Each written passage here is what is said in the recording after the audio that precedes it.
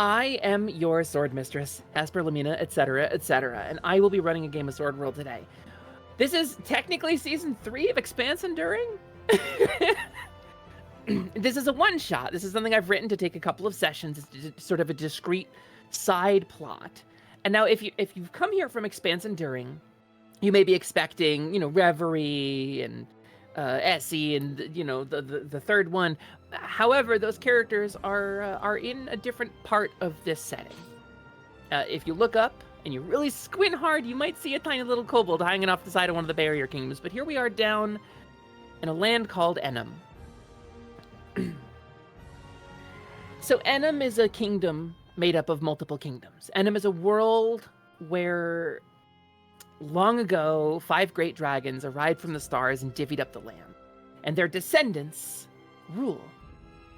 Those who maintain the dragon's blood in their veins have a right to rule, identified by gem-tone hair, gem-tone eyes. These are the true-born heirs of the dragons who founded this world, who planted the goddess tree at the center of it and raised it into the source of magic that it is today. And Altander is perhaps the first kingdom of Ennam. No one can say for sure, but its walls are tall, its banners bright, its stories and legends old.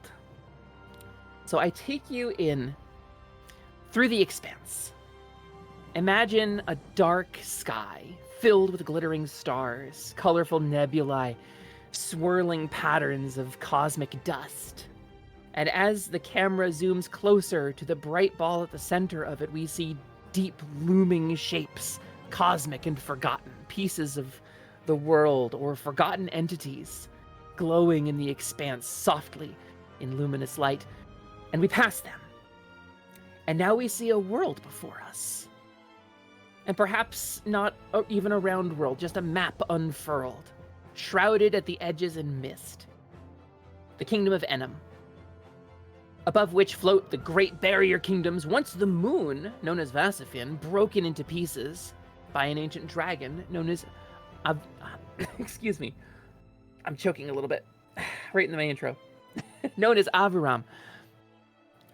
But here, down below, in the shadow of the barrier kingdoms, on the northwestern mountains of Ennam, we find the Kingdom of Altander.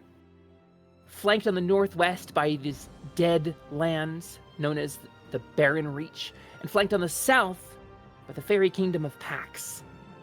Altander is a land of myth and history. And Altander is a land in the grip of a curse. This ancient and proud kingdom is crumbling. Its banners moldering, its songs forgotten, its people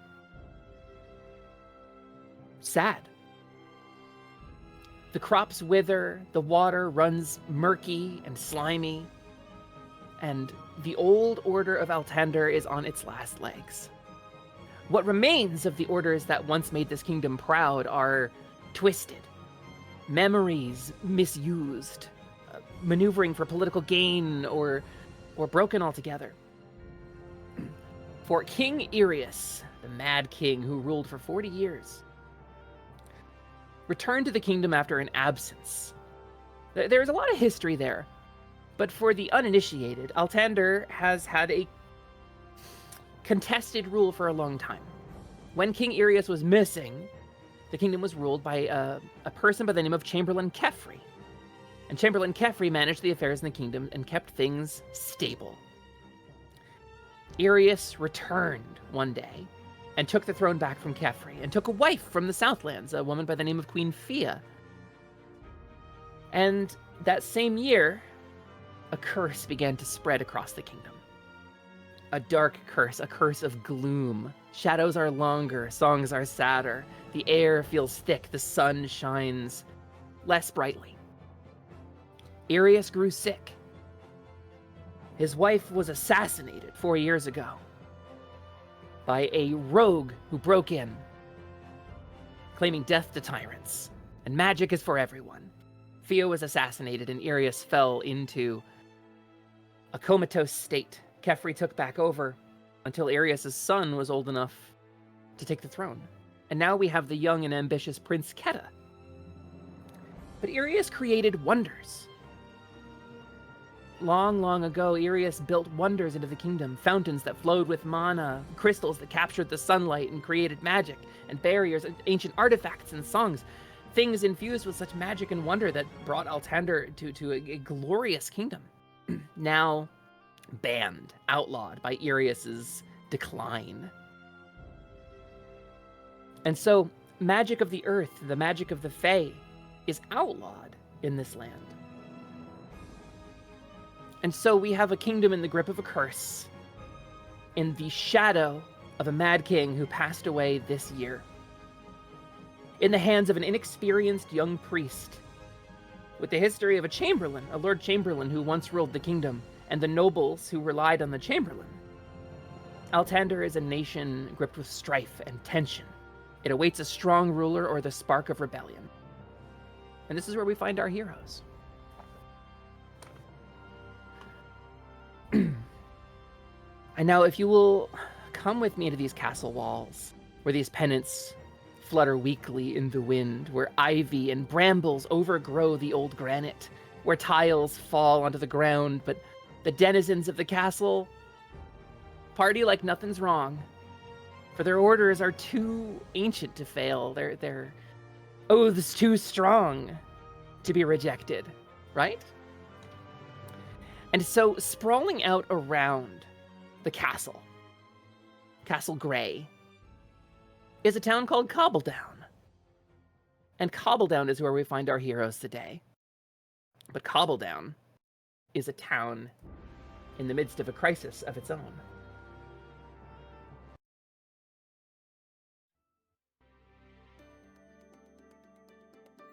For here, on this city street, we hear alarm bells, we hear screams of fear, we hear calls for help, the clanging and clashing of blades, as what remains of the town's royal guard, the noble knights of Altander, the Order of the Burnished Rose, clash with goblins in the streets themselves, within the walls of the castle town.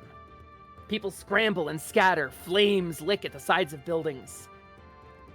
A horde of blade-wielding goblins, eyes iridescent with magical fury,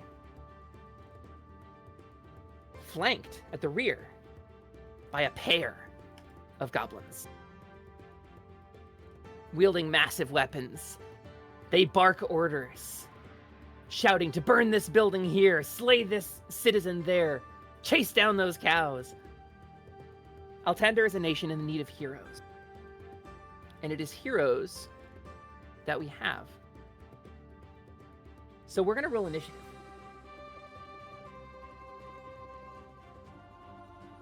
I will ask my players to roll me an initiative. Whoa. Okay. Okay. All right, What do I do? Oh, all right. Well, in your character sheet on page 2, up at the top right near the middle is a little dice symbol in the box that says initiative. Just click the little dice. So in Sword World, we roll group initiative. So whoever rolls the highest initiative in the group is counted as the initiative for that group. So Rena with a 7, Glade with a 4, Ginga with an 8, Gregorio with a 7. We'll meet our heroes soon enough. And Ariane with 8. Meaning the goblins in 11 get to act first. And we're not going to move to the combat map just yet, because I want you to see what happens here. The goblins advance, marching mercilessly into the streets. Here they slay a guardian archer. Here they topple a dwarven cleric.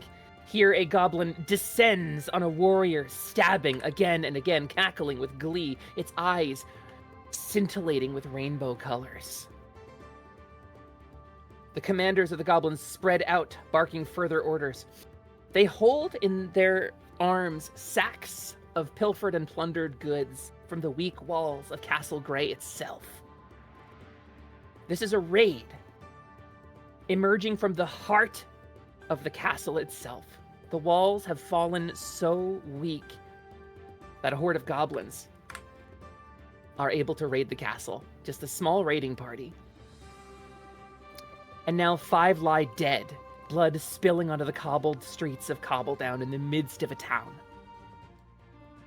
This world is in need of heroes, and it is time for our heroes to arrive. If you will give me just one moment, I will prepare the next map. I apologize for the delay. I That's thought I had this okay. set up. I'm sorry. That's okay. It's been a little while. That's okay. You're so fine. I'm so hooked. Oh, We are not worried. I'm excited. I'm actually going to take this moment to quickly go and grab my water bottle from downstairs because I forgot it. Be right back. Okay. Whoa! I think it's what you mean. Whoa! You're boo.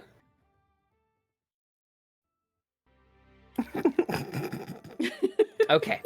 For so long, I wondered.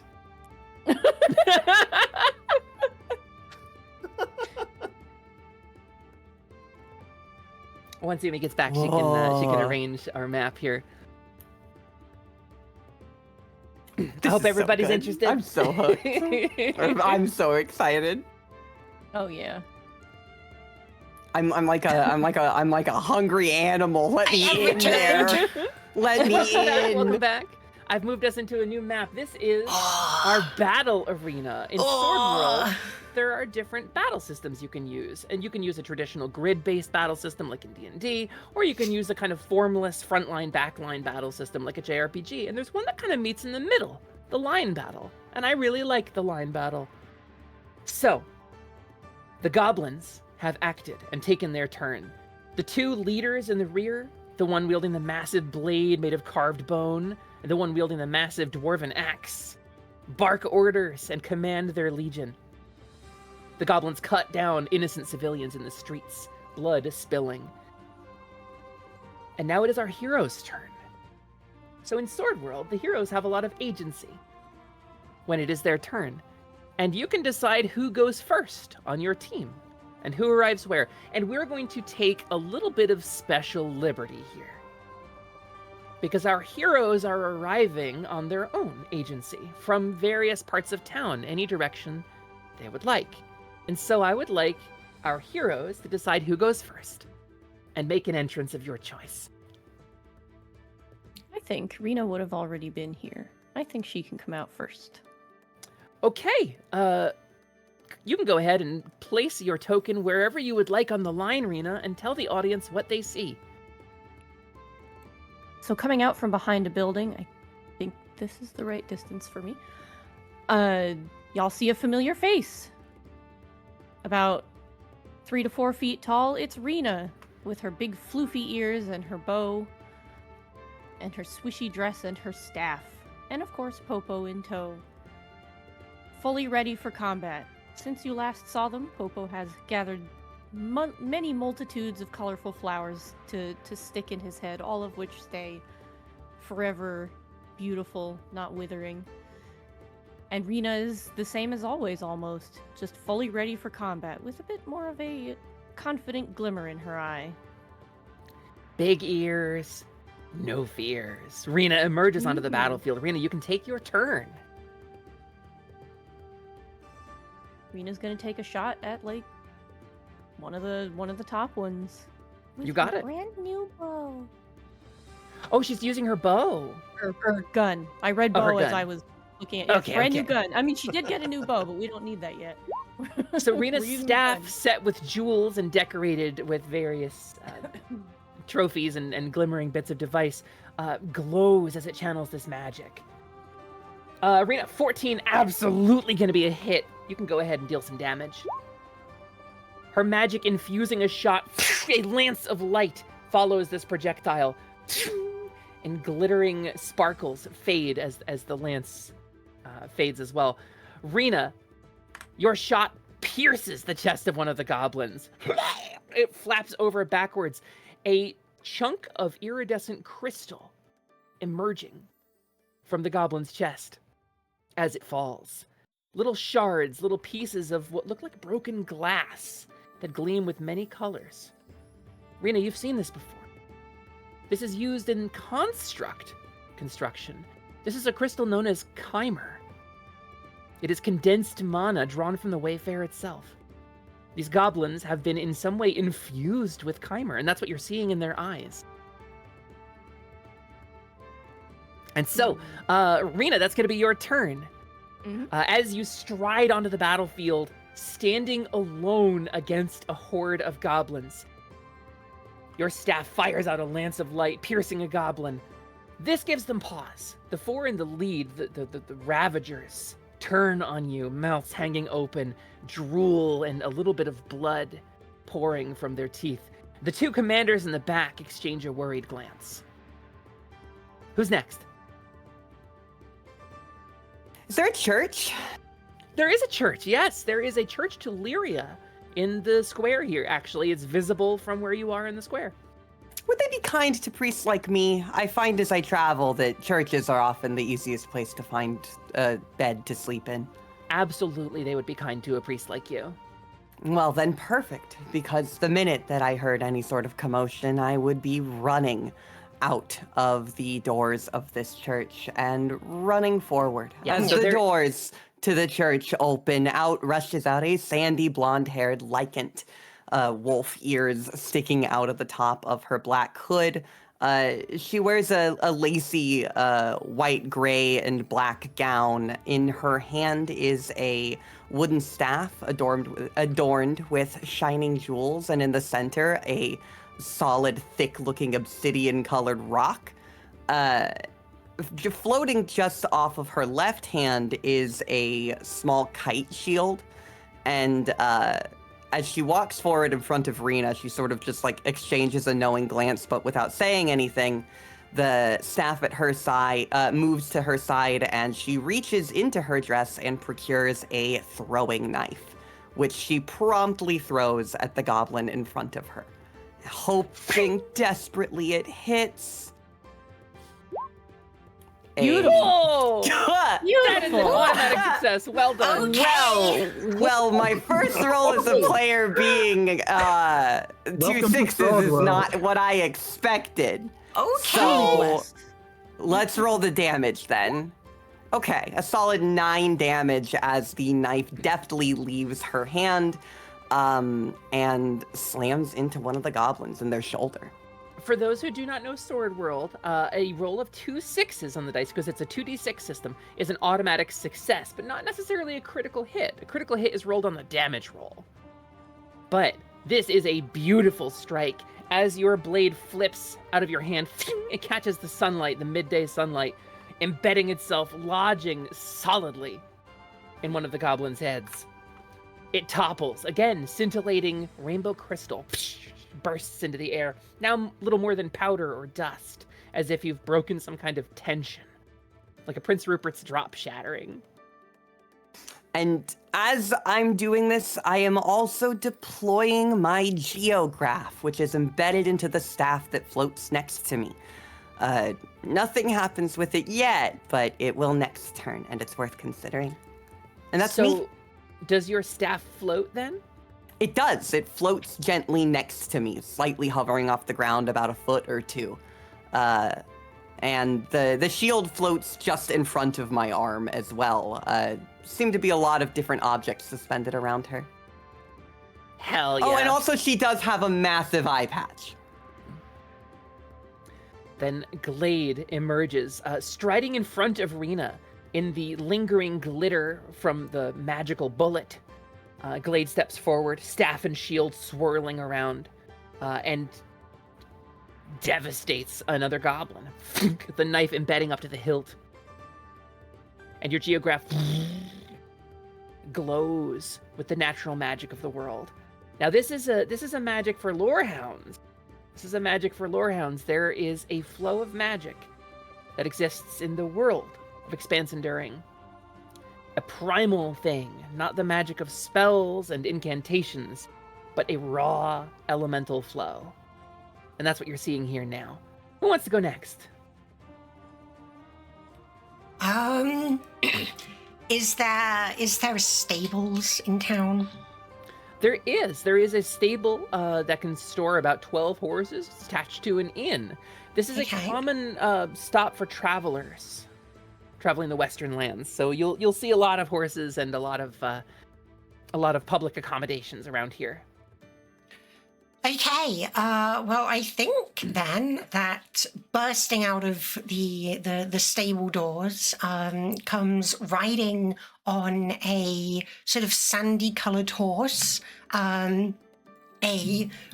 a girl with bright red hair and a brown cloak and green scarf. She has pointed ears that are poking out of holes in the side of the cloak and a mask partially covering her face as she charges mounted on her horse towards the goblins. I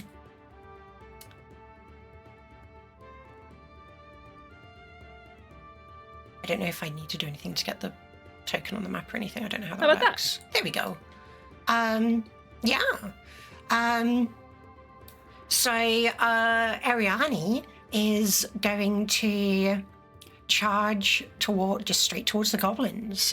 With the she's holding a very long sort of it's a spear that looks like it was sort of carved out of like a piece, like a very large branch. It has like a soft sort of reddish yellow spiked tip and these vines that circle around it. So she's going to charge in and do an attack. I might need walking through how this works. Yeah, that's all right. In a flurry of thundering hoofbeats, hooves on cobble, Ariani comes bursting out, shrouded in mystery, flowing fabrics and cloth, but a gleaming blade at the end of a long haft, whirling overhead. Ariani, you charge into the line of the goblins. So I've moved you to the frontline position here. This is where the skirmish has begun now. Yeah, so Ariani would have charged straight about past into the skirmish for sure. Yeah, absolutely. And so, in order to make your attack, you'll go onto your character sheet. And on the second page, you'll see an accuracy column about midway through the weapon entries. So I just click that? You'll just click that. Okay. So we'll do this. An 8. An 8 is actually not going to be a hit. Okay. These goblins are a little bit more defensible than that. Let me just see things that I have. Yeah, you'll find turns in Sword World are pretty short. Combat moves pretty quickly, so it'll be your turn again really soon, even if you don't succeed at this. I'm just quickly having a look at the things that I have.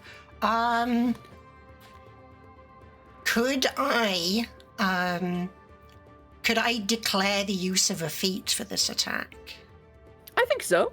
I would like to, as Ariane is charging, she's honed in on she's got her spear holding it pretty much like a lance to accurately strike at one of the goblins. So I'm going to declare the use of aimed attack, which gives me +1 bonus to accuracy checks. +1?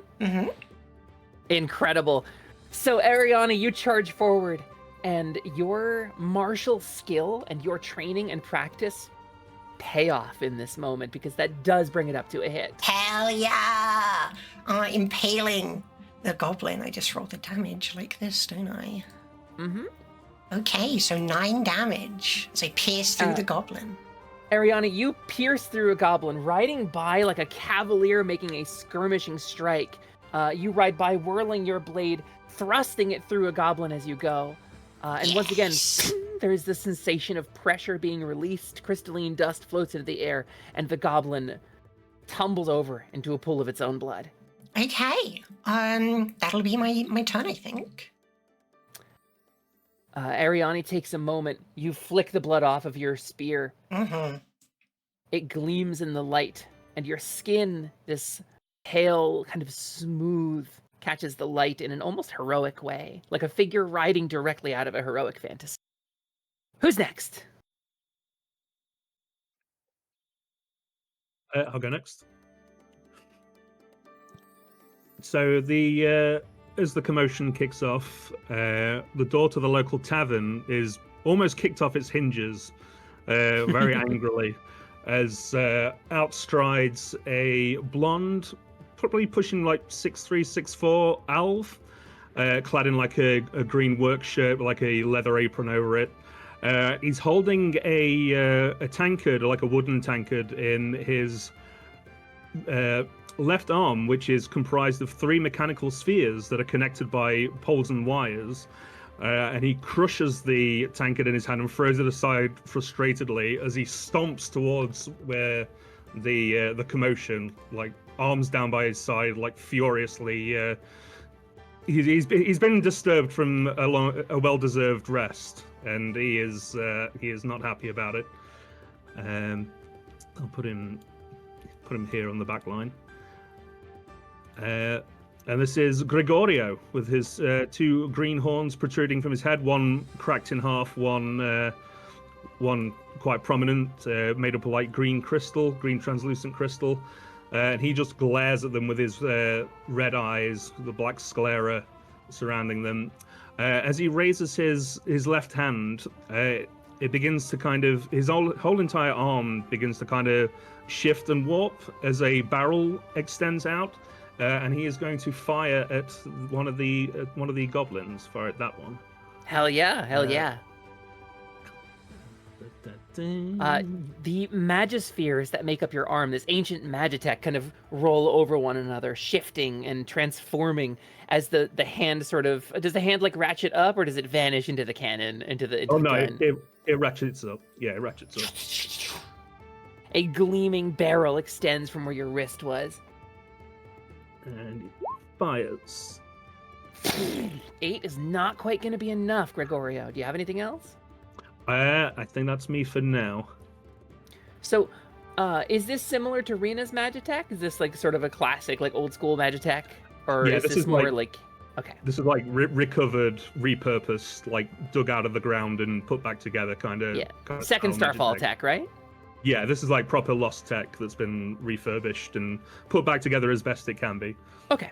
So in the world of Expanse Enduring, there were a number of Starfall events. In the world of Ennam specifically, we have Second Starfall, which is where Rena and Gregorio's technology comes from.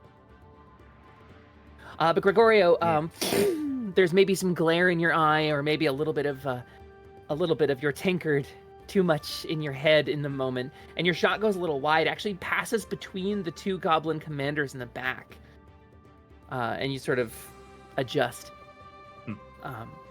But you're poised to take another shot next round. Okay. Which leaves only one person. Ryusei, how do you want to enter? In a scene straight out of Fist of the North Star, a stranger draped in rags and furs with a hood pulled over their head walks down the street, a pair of horns protruding from underneath the edge of the cloth. They speak. Where the shadow of evil descends, the sun rises to meet it. They pull their hood back, revealing elven features, pointy ears, fair skin, black hair with red streaks, and sharp yellow eyes. As they stare down the goblins, their skin turns pale blue and their horns enlarge. They draw an ornate sword from their hip, a silver blade extending from a red metal hilt. They draw a circle in the air, leaving behind blazing blue magic as they yell, "Put on!" The circle swings back and collides as the cloth they are wearing burns, revealing silver armor with red adornments. From nowhere, they pull out a mouthpiece and equip it to their face, which expands magically into a full helmet. Gallant quester Ginga has arrived. Incredible. I audibly go, ooh, when this happens. Rena too, honestly. Rena is like looking at her own tech and looking at that. Ariane is also watching. Yeah. Pretty sure I did IRL. Ginga time. Ginga closes the gap and makes for one of the goblins and takes a hefty swing. The magic on your blade gleaming, you strike successfully. That's 12 damage. Phew! Yeah. Ginga, you dispatch a goblin. You slash downward, the pop of pressure releasing. You get a little bit of crystal dust on you. It clings to your armor and sort of sizzles. before becoming inert. One goblin marauder remains. The 5 of you have entered the battle. And so we toggle back to the goblins' turn. The 2 commanders looking serious, bellow for reinforcements. Does anybody in the party speak Scarborn language or Goblin? Definitely not me. No. No, but I'd might. love to. Hang on, let me just check. Oh, no. No. Then the blonde goblin shouts something harsh to the other one. Haknira! And the pink-haired goblin responds, nodding, pulling a horn off of her belt and making 3 quick blasts. From behind, a number of other goblins arrive, pouring out of the castle street. The 2 goblins in charge issue some orders. That's going to be their turn. And so the goblins coming from the rear charge forward.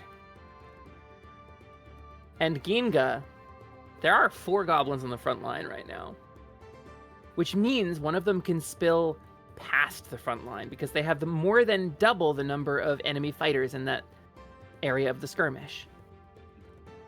And Sure so does. one of them is in the same row as you, Ginga, and is able to advance on Ariani. And so, Ginga, I'm going to need 3 evasion rolls from you, please, as the goblins start taking swings, Okay. wielding cruel-looking curved blades. All right. Evasion rolls. It's page 2. Here we go. All right. 1. Ah! Auto success. 2. A 14 is a success, and 3. 18. Holy cow! The goblin blades fall on your armor like rain on a rooftop. Everything inside is dry and safe. Sparks fly, maybe a little theatrically even, as the goblins tear at you, but they do not leave a mark. Ariani, I'm going to need you to roll me an evasion roll as well. Can So- do. How you- this works is you have a couple of different evasion stats based on classes. You're evading with a particular class. But you'll see an evasion roll about midway down on the right side, I see it. and you're just going to click that. Okay. It's a 12. With a 12, Ariani, you're able to rear your mount up out of the way of the blade as the goblin blade flashes through the air. These are not just ordinary, like, you might imagine in pop culture, the goblin capering and giggling and, stabbing. They are moving fast. They have a brutality about them that is almost personal.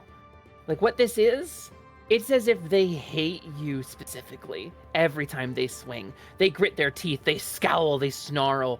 The rainbow light in their eyes flares. There is an intense hatred. But that is the goblin's turn. And we go back to the party. Okay. Should we just go Now, some... it's a faction initiative, so we all get to go whenever we want, and I have a real quick, easy startup. The first thing I am going to do is I am going to cast one of my aspects, which is what I as a geomancer get to do. So it happens as a minor action. And so this is sort of something that Glade does without talking. It to her, it's innate. She is tapping into this and opening a window into a power that she can't fully control, because this does select its targets randomly at the end of my turn. But I am going to start the earthly domain aspect of healing earth. And so at the end of my turn, and it isn't relevant this turn because no one has taken damage yet, at the end of my turn, in a radius 20 meters around me, because of a feat I have, there will be 2 targets randomly selected. And if they are selected, they will heal, since I spent 2 key points on it, 4 health. Now, Hesper, we need to talk about random targeting. Yes, we do. There are two options as I see them. One, you find, or if you trust me to do it, an online raffle that we put every target that could be in and then just roll it, or I can consult the dice table and roll a whole bunch of dice. It's up to you. I think I trust you to determine it, even if you just roll like 1d9 and just number them. I trust you. Okay. There is a table that I will start by attempting to follow, and then we'll go from there. Right now, it's not relevant because, like, right now everyone is at full health, and I would cancel it if it was the goblins. So, do we even want to bother when that occurs? Nah, we don't have to bother with that. Okay. But then for the other thing I'm going to do with my turn, I am going to cast a priest spell, and I am going to cast field protection. Ooh. On Ginga, which will reduce the damage you receive by 1. And so you notice a shadowy barrier sort of materialize around you as Glade whispers a prayer. Does anyone speak Lycant? Nope. No. In a language no one understands. And let's see if it actually goes. She clasps her hands together, sort of clutching them around a rosary that she holds in her left hand, as she whispers this prayer to herself, and this just needs to not be nat ones. Nice. Awesome. Great. Okay. So the spell successfully goes off. I spend the mana, and that's the end of my turn. And that's Glade set up. We have 4 players left to go. Okay. I'm just gonna take my shot. So if anybody else has anything more important to do, have Go at for it. No, I'll be shooting too, but I can wait. I'm assuming not, but are there any penalties for trying to shoot past an entire horse? I do have the thing with the skirmishes, like the aiming, that's fine, but like, this is different because Ariani is a huge target comparatively. Yeah. No, there's no particular penalty. I believe when it's Okay. calculated, I think by the hard rules, Ariani and her mount count as 2 people for the purpose of determining skirmish. Mm-hmm. Yeah, well, my horse is a thing that has stats and stuff. I'm just sitting on But top of it. It Oh, has yeah, I no didn't know that. additional Okay. difficulty for aiming around Right. it if you have target. So if you have targeting, you have targeting, and then you're good. But it does mean that you have an easier time overwhelming the enemy line. Mm. That's true. All right, then I'll just shoot. I'll just choo. Actually, you know what? No, I don't think I can reach back there, huh? All the way in the back. That's a great question. What is the range on your gun?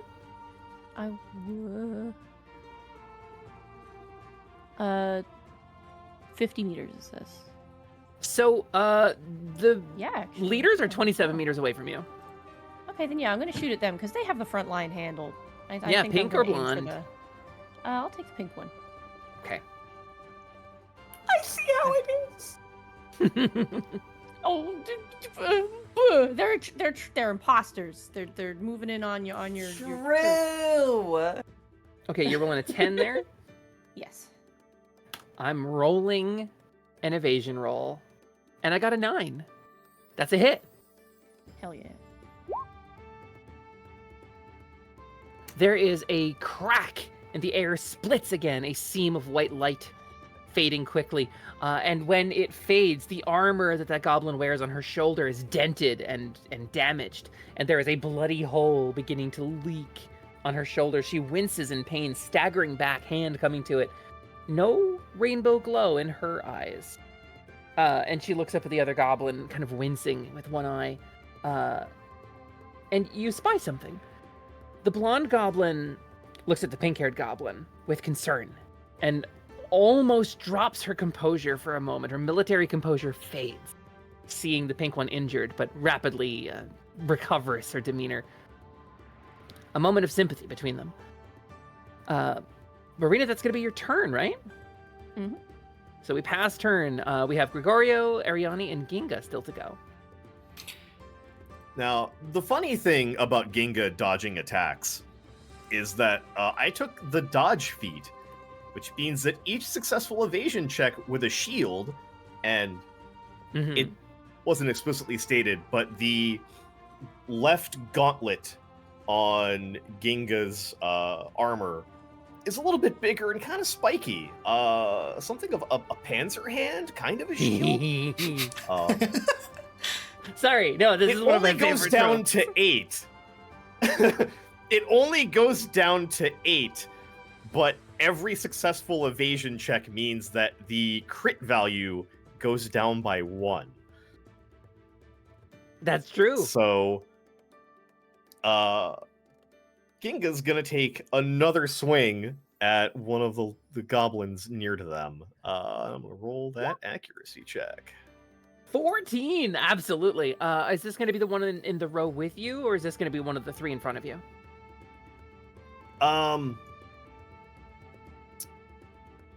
You know, let's do one of the ones in front of me, just to keep anybody from closing in and trying to get any further past. Gotcha. Yeah, totally a hit, by the way. Whew. That's a goblin quite, dispatched. but- Doesn't matter. Doesn't matter. Goblin dispatched. Is just the crit value is only lowered for that one attack, but it's a good shot nonetheless. Very much so. That leaves Gregorio and Ariani as Ginga's blade comes down, cutting another goblin open. Okay. Ariani, still swinging her spear, will make an attack on the goblin in front of her. So, like this. Okay. Let's Automatic go. success. Yeah, I'll take Very that. nice. Let's Um, go. Looking for. Mhm. So that's 13 damage. Oof. Yeah, easy. Um, That's total dispatch. And we were talking about, obviously I'm riding a horse, and I believe that the horse can attack too. I believe you are right. I have all this stuff for it on my sheet, so Ariani is going to move forward. Yeah, my understanding is it is pretty permissive with regards to when you take your turn. Your horse just acts like another party member. Normally speaking, when you take an action, your move is done. You have to move and then action. But unless I missed my mark on a mount, the mount can also move and take an action separately. I don't know if that's true. Yeah? I'm not sure. I haven't I played can a rider, look so. into it and we can play it as fine for now, I think. We'll play it as fine for now. Cinematic rules Yeah. apply. But we'll figure out the actual rule in a bit. I mean, I don't mind just not moving No, forward. no, girl, No. take your turn. Do it, Your it's horse- cinematic. you're It's fucking- you're being a big first hero. fight. Be Okay, cool. okay. Cool. So I don't have a thing set up for this, but I do have the like stats for the attack. So it's accuracy 6. What do I need to roll for that? I just roll 2d6, right? to If it's determine that. accuracy 6, that's a set number as opposed to a roll. So they work Oh. like monsters do. Oh.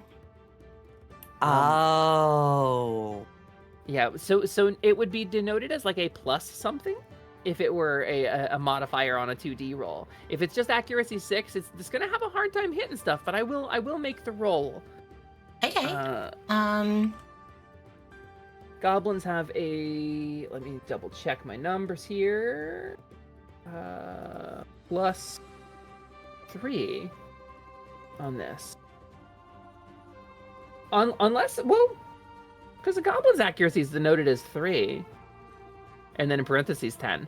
So maybe it is accurate, but plus 6 accuracy seems like a lot, doesn't it? No, For a horse, it really does. It just says 6, so I think it is just static.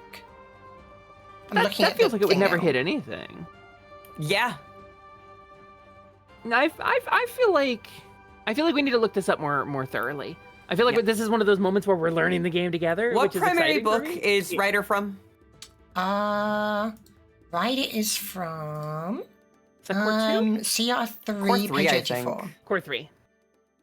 Okay, we'll figure it out. For now, you hit the goblin. Yeah. Okay, cool. So damage is 2d plus 3.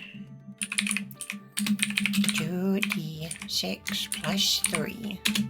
So the horse does 9 damage as it Boom. as it tramples into this goblin. You make another pass. You circle around like a cavalier, staying mobile in the battlefield, and you cut down a goblin with your spear. And then your horse leaps up, kind of gleaming in the sunlight for a moment, and slams down its front hooves on the chest of another goblin. It is a flattening it. horse, and horses are quite big, and goblins are quite small. Yeah, oh yeah, absolutely. So it really doesn't need much other than just the sheer mass to just completely trample this thing. Yeah, I've kind of been leaning on the artwork to describe the goblins. I should be a little bit more thorough with that, but first you go. Oh, yeah. I do have one more thing that I will do as well, as this redhead girl on top of a horse speaks for the first time, and she starts to recite something. Historic Battles of Ennam, Volume 4, page 83.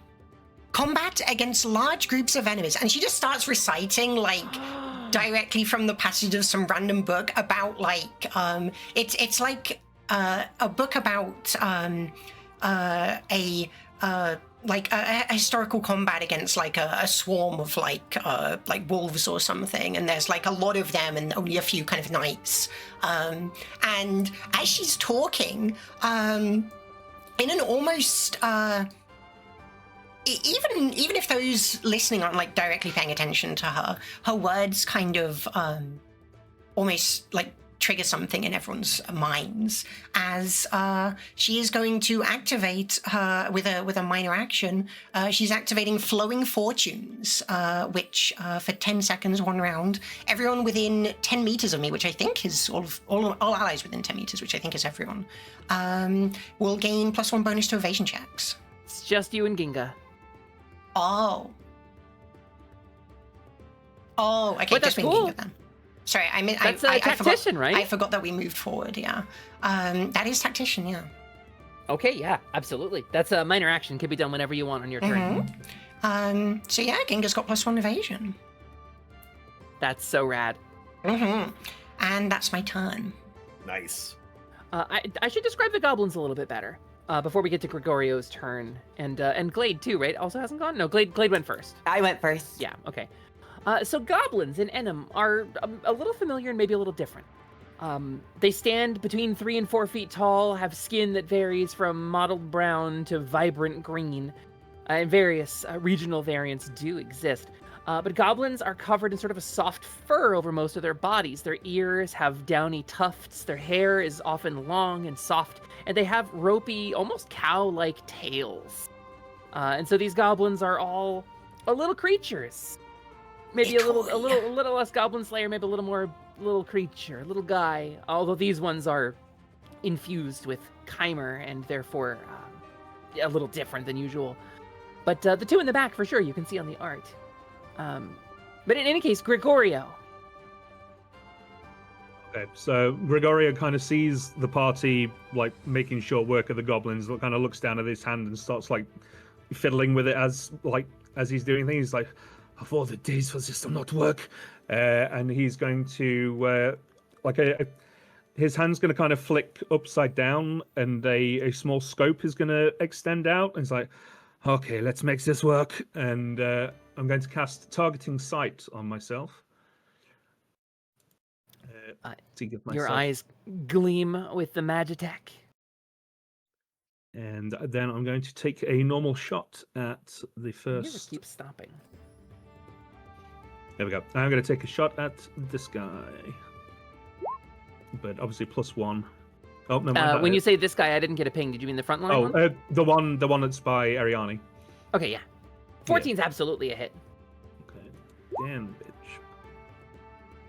6 damage. Actually not enough to take it down. Gregorio, another lance of light from the Magitech arm cannon, a little closer this time. You've gotten a little closer to hitting that sweet spot, but it's still not tuned in quite right. You wing the goblin, you catch it in the side of the rib cage, it snarls. Drool and blood coming out of its mouth. Gregorio kind of curses and starts tinkering with his arm again, like just completely ignoring what's happening around him. He's just completely focused on like recalibrating his arm. And that's going to be my turn, I think. Tinkering and fussing and muttering. Quick question, did I get crisped there, or did you hear the roar? I heard the roar. We did hear it. We heard it. It was a great roar. Glad it came. Yeah, okay, yeah. cool. Getting used to GMing with crisp off. So No, we got you. then that means it's the goblin's turn. The goblins exchange another look, The pink-haired one with a bleeding wound in her shoulder, kind of wincing and looking for an exit. The blonde one turns towards the party, rage in her eyes, and she shouts, raising her axe into the air, her dwarven axe, screaming, "Haka Mikar!" And she rushes the front line. And you see the goblin with the pink hair, like, reaching up as if to stop her, but wincing with the bullet wound. And so this goblin, now berserker, strides to the front line. Ginga, I'm going to attack you. Yes. And I'm going to attack you twice. This axe whirls Ooh, okay. with a ferocity and a speed that is unmatched. This is a trained combatant. I'm going to hit a 14 and a 13, Ginga. I'm going to need 2 evasion rolls from you. 14 and a 13. Okay. First one's a hit. You have +1 though. You do have +1 evasion. So we have 14. The tie goes to the defender in Sword World. That with that +1 evasion from Ariani's tactics. Ginga, you're able to deflect the first hit. And you'll take -1 damage on the second. Yes. However, the thundering onslaught that this goblin is bringing, she leaps into the air, slamming the axe down on you again and again and again. Ah! With a guttural fury on the second attack. Automatic failure. You gain 50 experience. You can check off one of those boxes on your character sheet because you rolled double ones. But I am going to do some damage to you. Sure will. And I'm going to deal a chunk of damage to you, Ginga. As the axe bites, your armor parts like paper, and the gleam of the runes on this dwarven axe show you that it is in fact enchanted. Please take 12 points of damage, bypassing defense. Bypassing defense. Ow. Is that Bypassing minus defense.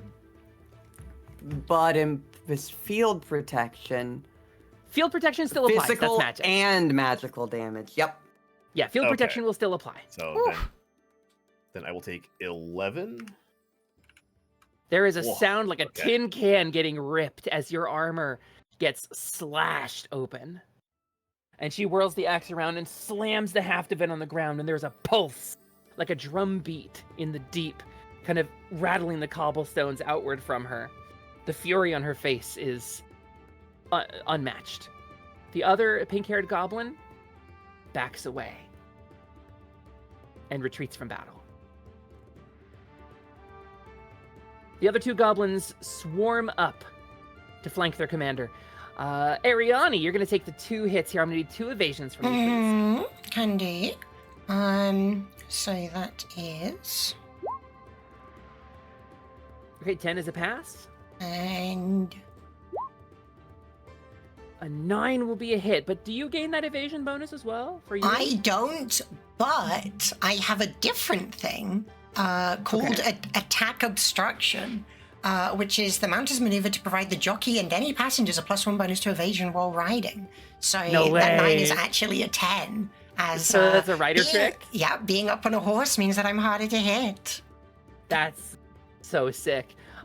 So again, the goblin blade flashes out cruelly and quickly, but you are able to dance. Your horse kind of dances back, almost playfully.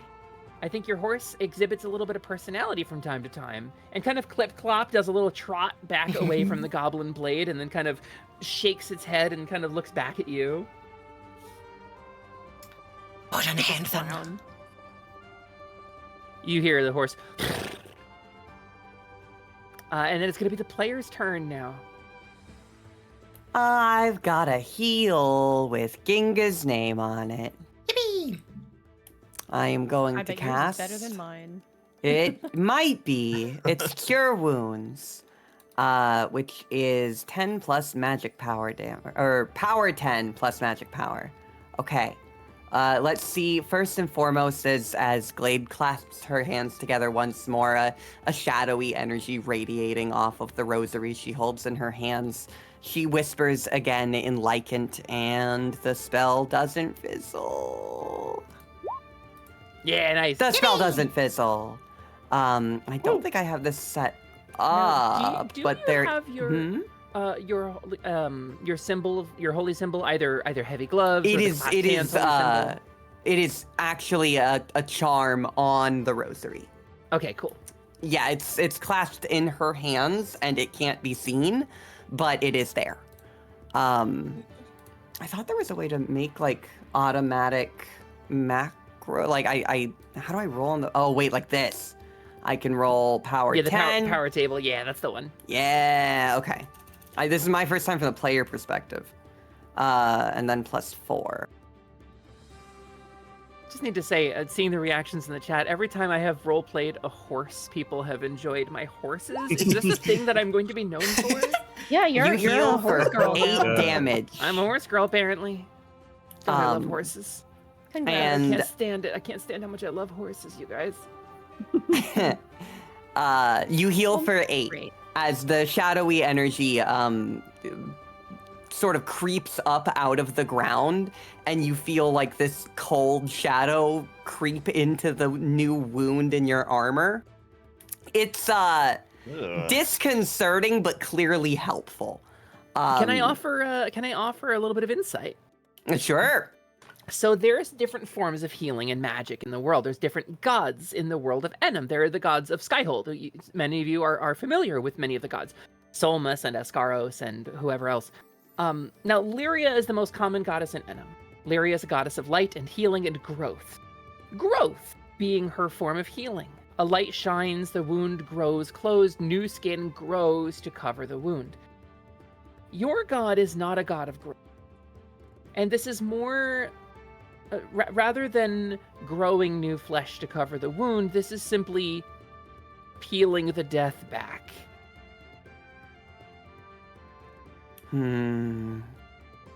Very uncomfortable feeling.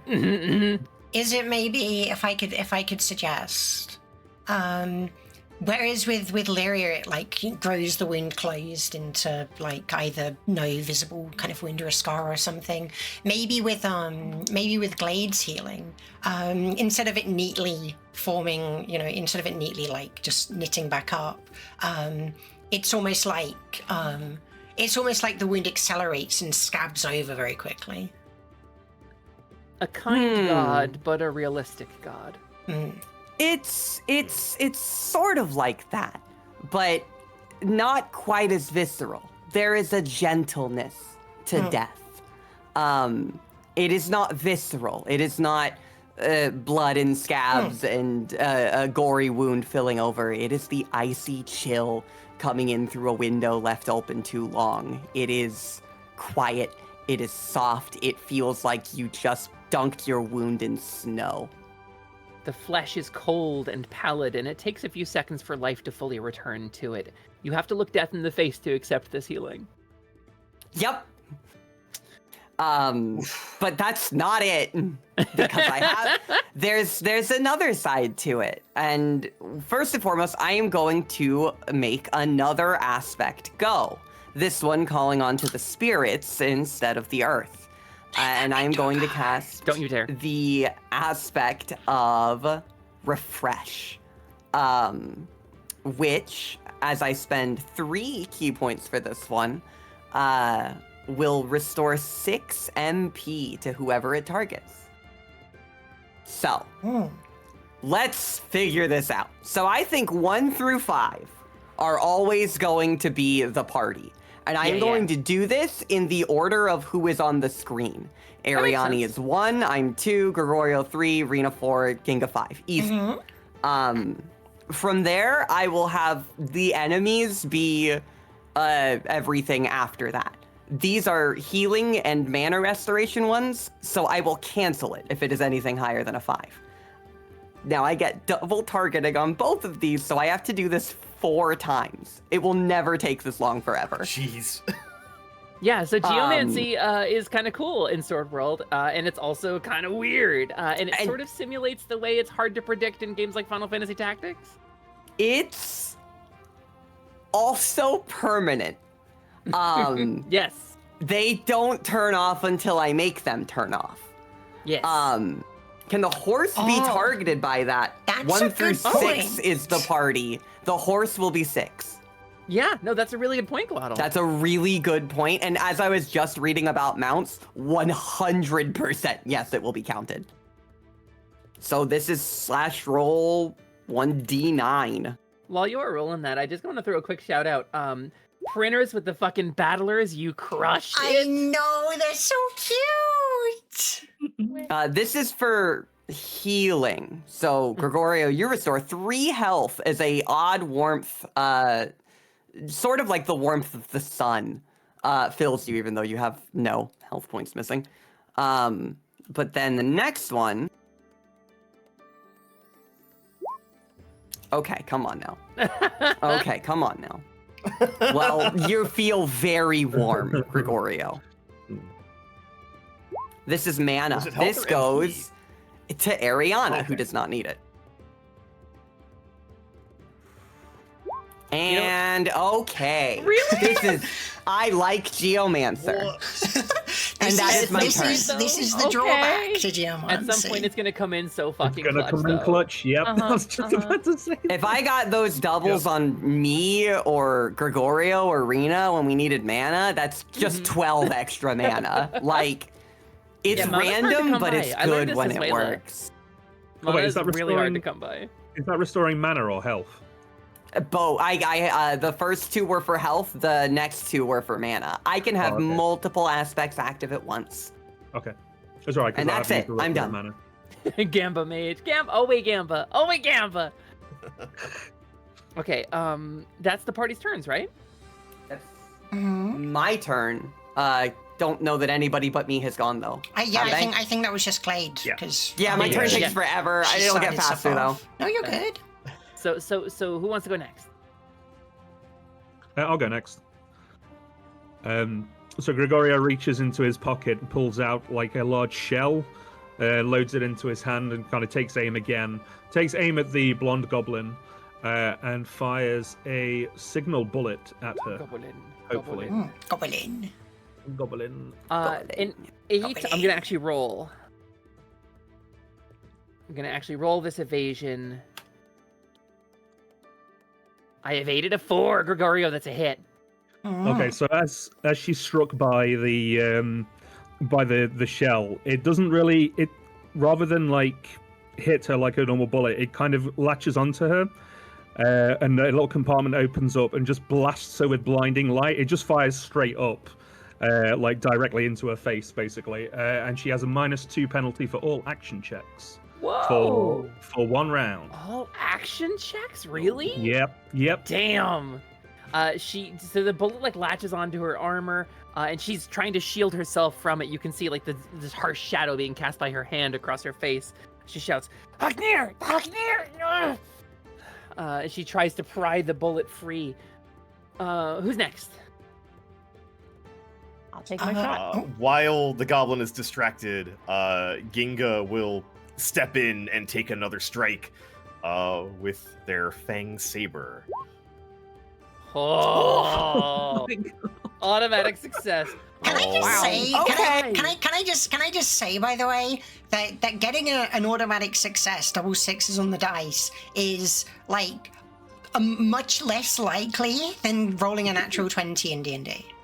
Yep. And how many? It's Yeah. it's 1 in 36. It's a 1 in 36 chance. So And we've You know, had that's 2 pretty from cool. Ginga. Oh yeah, you're right. Here's hoping big whammies. Let's go. Damn. Big whammy. 12's good. It's still 12 damage. I'll take it. 12's still good.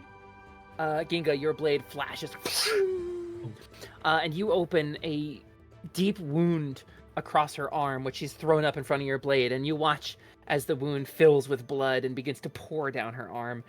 She winces. She turns over her shoulder rather than expressing her fury to you. She calls out behind her, "Dori! Dori Hoknar!" And you hear a wail from the distance. She turns on you. Now her one arm like slashed and weaker, but still wielding this massive axe. Who's next? I think Ariani. Ariani is going to once again take her spear. She's going to this time aim at the more notable goblin, I think. So let's make that attack. That's a 9. Let's roll it. Now, Scott, let me ask you a question. A -2 to action checks? Does that Yes. include, that would include evasion then, wouldn't it? I would assume so, yeah. I almost don't think it Um, would because it doesn't require an action to evade. It's considered a passive Oh. check. Oh, okay. I would also What's the name of the like spell? And I What's can the name of link the you the signal bullet. Okay, Signal. sorry, Umi, go ahead.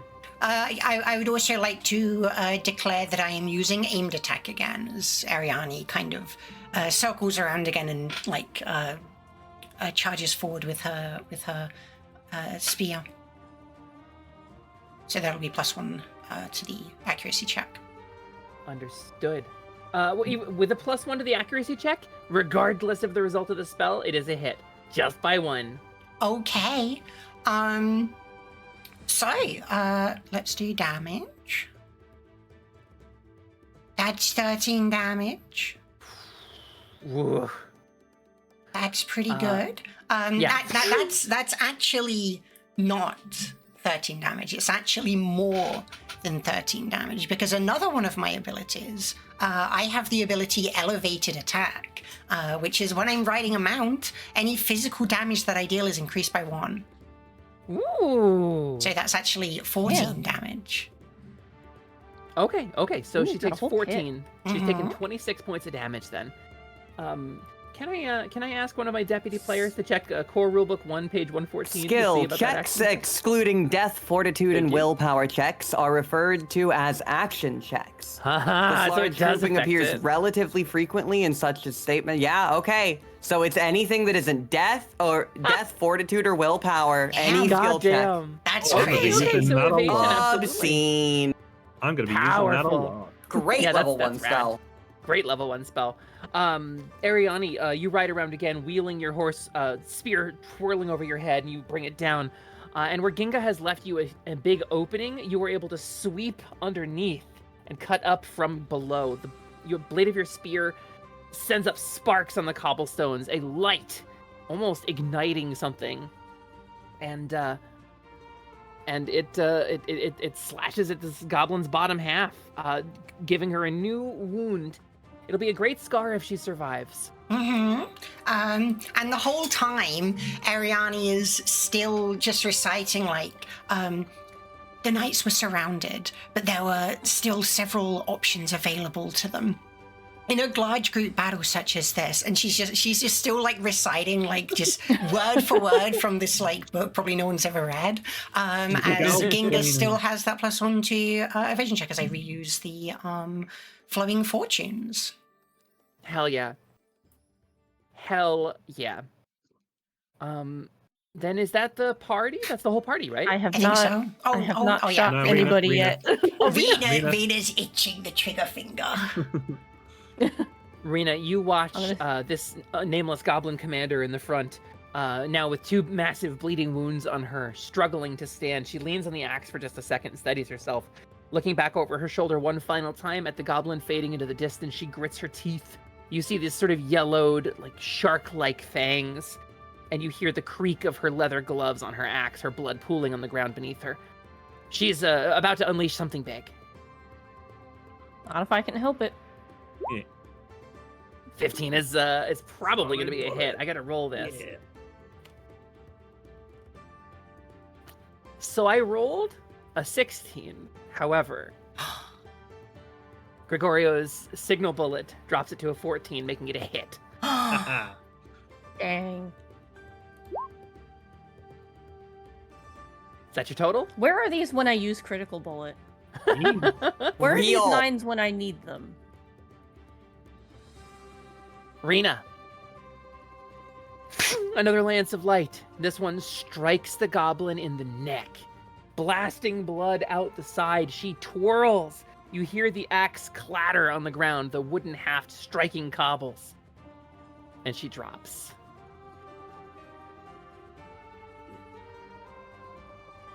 Leaving 2 goblins remaining in the front row. So here's what's going to happen. The goblins break.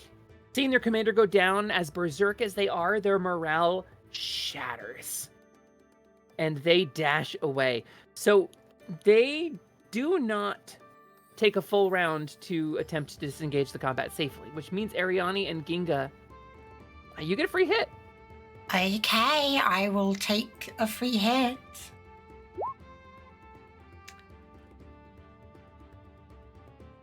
10 is going to be a hit. Okay. 12 damage. Sorry, For 13. 12 damage. You cut the goblin down. They've turned, they've dropped their weapons and started to run. You slash it across the back and spill it. Ariani just instantly, like, one hand's holding the spear, the other the reins of her horse as she the word is escaping me, but the reins, that's she hits on the reins of the horse as she charges forward to the horse is much faster than some goblins, and the horsey straps. Yes, the horsey straps, exactly. Full Fire Emblem. The blade comes down, dispatching the goblin. Ginga! You follow up as this goblin attempts to run, and you run it through. There's a critical hit! Woohoo! Woo! So it didn't add your extra damage, as you'll see. And Umi, you'll note that it only did 5 damage. Wow, on a critical, that seems low, but it's because it adds the extra damage on the end. In Sword World, you critical on damage rolls, not on attack rolls. And when you roll, be above a certain threshold, you just roll damage again and add it together. And your extra damage from things like ability modifiers are added at the end. So this is a total of 16 damage, plus anything.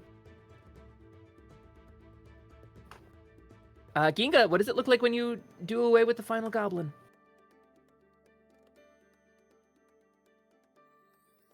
Ginga, are you muted? He is talking. I think you're muted. Oh no. I am totally muted. No! I'm imagining Ginga's there, like, saying something, but because he's wearing, like, the helmet, it's just like... Speak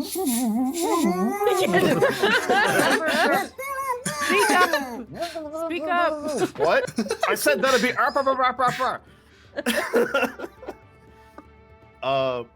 No, it's nothing fancy. There's no honor in putting down these goblins. There's no... Like, they're here looting, raiding, probably. Just a quick 2 cuts across the back, and the goblin falls. And that leaves the goblin splayed out on the street, returning us from combat to Cobble Down. I'll get your tokens on the board here. Glade stands in the city square in the shadow of a statue near a well. A statue of a goddess you know to be Lyria, Glade. Rena stands near you, perhaps opposite the statue. Gregorio near Rena in position to fire off some shots.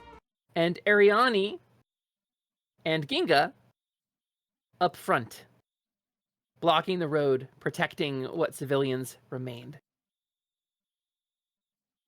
And as the clamor of combat fades, you look around you, and there is death. There is death in every direction. You're fully uninjured. You survived. You kept yourself safe. But a number of people lie fallen. And as you look around, the people begin to approach. And despite the fallen, who some people arrive to kind of cart off, a few of them going up into the church to the northeast of the square here. The bodies of the fallen defenders are carted into the church to the northeast. You see something light in the people's eyes. There's a sensation of slowness or sadness to this place, but for just the briefest moment, there is a twinkle of something resembling hope. And one person slowly begins to clap. And then another. And then a cheer erupts in the crowd. The word hero is on the lips of the people of Cobbledown. And the 5 of you stand in a circle looking at each other. None of you have ever met before, most likely. You all come from various walks of life, but here you came together for a common purpose. So what do you do? Glade doesn't care about the clapping. Are there any hurt people? Are there any people that were hurt but not killed? Yes. Yes, there are 2 nearby you. 2 citizens who were cut down. Immediately, like my geograph still deployed and all of my healing and mana restoration still going. The minute that the goblins go down, Glade immediately begins barking orders. Bring the wounded to me right now. And you, she points at she looks at Ariani on a horse, Ginga covered in blood, Gregorio drunk. She points at Rena. Bring the wounded to me. If you are hurt, if anyone is hurt, bring them to me. I can heal them. We must tend to the dead soon. Please, quickly. Understood. I'll certainly try. Rena's like looking kind of. She looks down like, you know, I'm short. And she'll kind of look up at Gregorio and be like, "Are you able to lift people?" He just kind of looks down to us and says, "Yes, I'm not that drunk." And he drops down Good, to help. let's go. Yep. And I think as the people come closer, every 10 seconds, these little heals fire off. I'll leave it up to you, Hesper, how this goes, but they can stay out indefinitely. Glade would stay here until the party was fully rejuvenated, as well as any of the people in this town. This Glade, is common practice for her. You pull a raw sort of life force from the ground, and it soaks up, like sunlight coming from below, into the injured people. Gregorio, you help a young woman to her feet. She was cut down by a goblin. Rena, you assist kind of an elderly-looking man with a pair of glasses. He finds the glasses. They're twisted and bent, but he puts them back on his face with shaking hands. And he looks at you, Rena, and says, "Thank you. I've never seen something like that. Where did they..." The young woman looks over at the man and points to the north. And there to the north, you see the cracked walls of Castle Grey, the castle at the center of Cobbledown, the home of the Grey family, the home of the fallen King Arius and Queen Fia, and the young Prince Keta. All behind those cracked walls. But closer to you, just to the northeast here, a temple to Lyria, the goddess of light and life. And as these people are back up on their feet, you hear murmurs among the crowd, Glade. Murmurs that you may have heard before. Sounds of mistrust in your magic. Mm-hmm. And people start to filter away. There's a bit of relief in the shrinking of the crowd, but also that enough healing went to as many people as possible. Glade fully expects the party to leave too, but if they don't, she will continue to heal them. I think Ariane, while this was happening, Ariane probably dismounted her horse, and she's kind of she cleans off her spear very carefully. She's like stroking the horse's head to kind of like soothe it after the battle, checking it to see if there's any wounds and things like that. And then after that, seeing Glade having been healing people, quite in contrast to the townsfolk who are very averse to the obvious display of magic.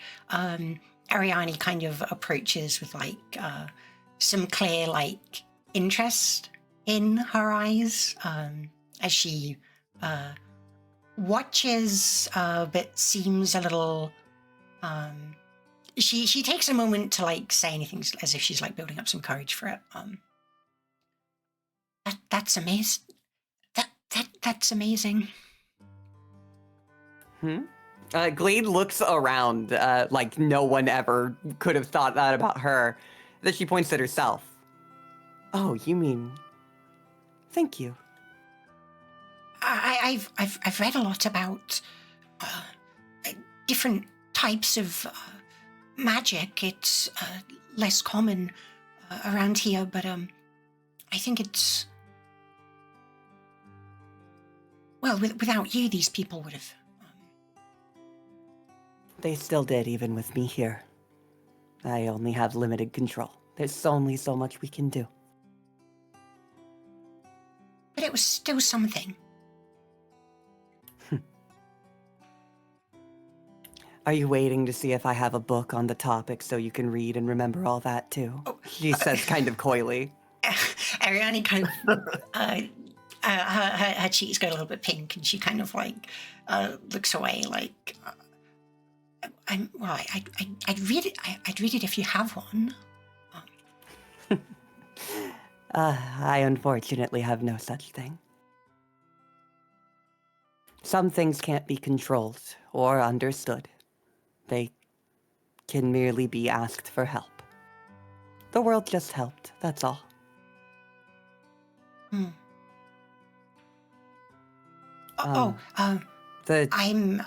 Ariane. I hadn't introduced myself.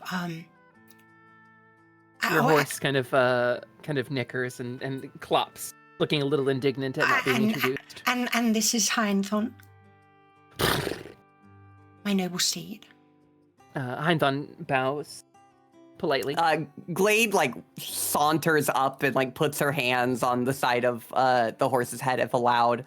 And quite the gallant steed he is. Yes, he is. No fear at all, and fully approaching the horse as friendly as possible. You are greeted with fearlessness by the horse. Heinthon does not shrink away at your touch, no matter how cold your hands may be.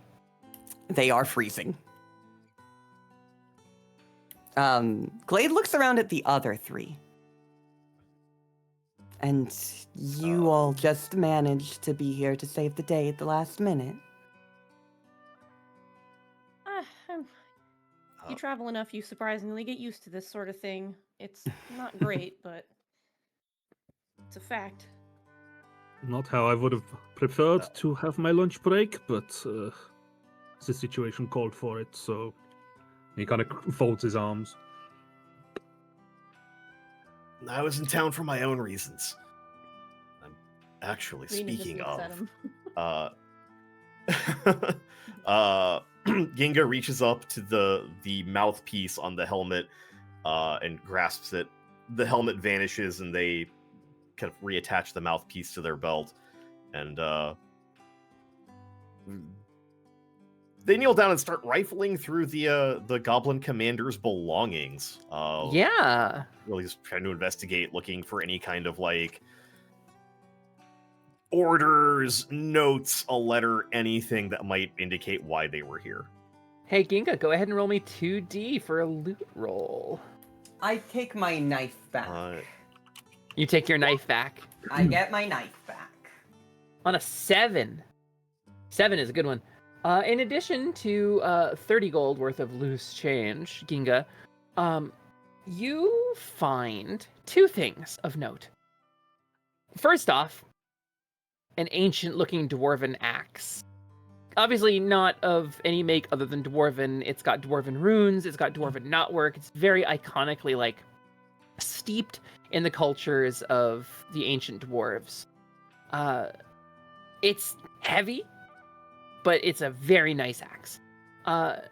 You also find a trinket, a little necklace. And you see that there is a sun icon on it, and space for another charm next to it. Sun. That's rich. I squint. The axe is probably stolen too. Yeah, there is also a small sack filled with things. What you find inside of the sack, Ginga, is mostly provisions. Dried meat, cheeses, dried fish, some grain, things like flour.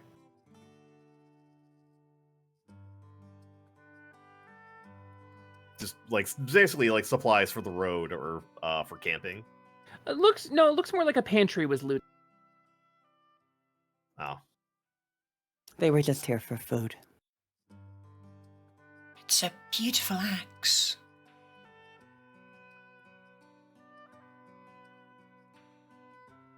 Yeah, Are Ariana, there you look down at the no axe. other townspeople around anymore? It looks a little like a historical artifact. The townspeople are present, but they're kind of giving you the side eye. With Glade's magic still kind of gleaming up between the cobblestones, people are giving it a wide berth. Ginga, your position in your order. You've identified various types of illegal sorcery in your time in Altander, and your actions as a result of identifying illegal sorcery are yours to decide. But historically, your order was real good at hunting the kind of stuff that does that kind of magic. So you Yeah, don't I understand. have a quick question, actually. Is there anything about Ginga that gives me red flags? Is this anything I've run into before? That's a neat question. I would love a knowledge check. Yeah. Let's put that to the test, because I could have run into people who don't like me plenty of times already. I'm very used to it. Knowledge. 8. So with an 8, Ginga, do you wear any kind of symbology or crests outwardly? I want to say the armor that Ginga wears is pretty indicative of the Ordo Gallant. And they do carry it's not visible, but they do carry a badge that also acts as a what's the item, like a magic focus, Right. for casting spells. Right. So, magical implement in Sword World. would I recognize Yeah, that at magical all? implement. Yeah. Yeah, Glade, so you identify the Ordo Gallant pretty quickly, and the history of the Ordo Gallant is checkered. To give you a brief synopsis, they were a 100-years-old order, and 2 generations ago, not Irius, but Irius's father, King Irius had a sister, and she was kidnapped by a circle of warlocks, like 40, 50 years back, and the Ordo Gallant was sent to save her, and they botched the whole operation. And so this order of monster hunters and mage slayers and peacekeepers who worked in tandem with the various authorities and magics present in Altander at that time were disbanded in disgrace. And Irius, when he returned from his wandering and took the throne back from Chamberlain Kefri, Irius the Mad King, who died recently, he reinstated the Ordo Gallant and charged them with solving the Curse of Gloom, the curse that has befallen the kingdom. So it's like a questionable order. They have a bit of a checkered past, a little blood-soaked. And now their reinstatement is an extremely unpopular move, as there's a lot of stories about how they're murderers, or killers, or xenophobes. There's a lot of things about the Ordo Gallant that aren't great. Well, as someone who has been looked down on for a lot of things in her life, Glade looks at Ginga and just says, "So should I start running now, or are you here for something else?" And kind of Ginga looks Glade up and down.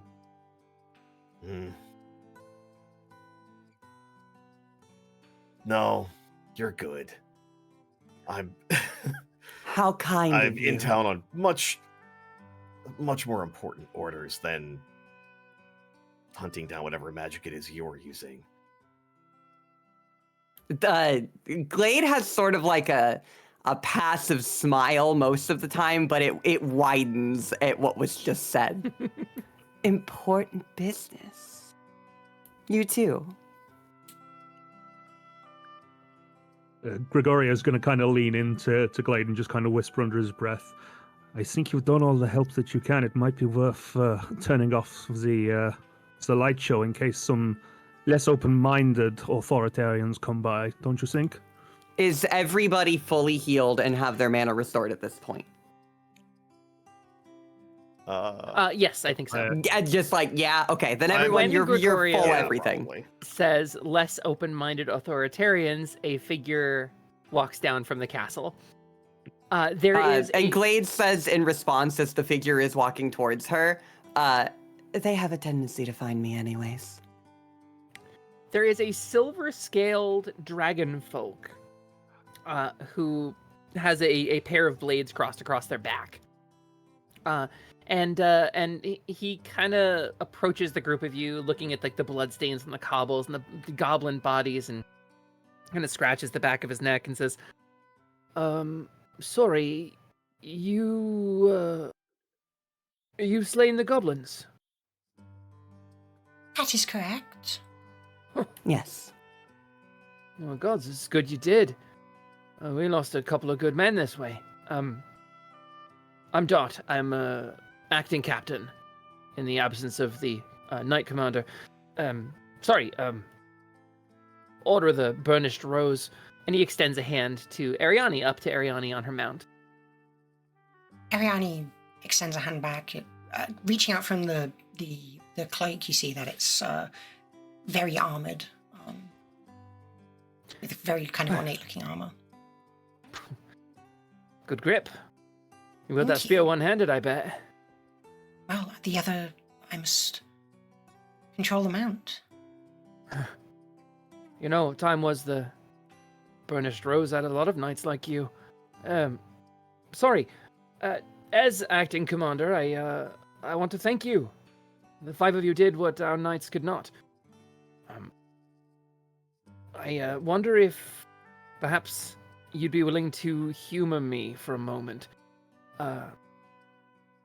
Chamberlain Kefri has asked for a word with the 5 of you. Sometime this evening, perhaps over dinner?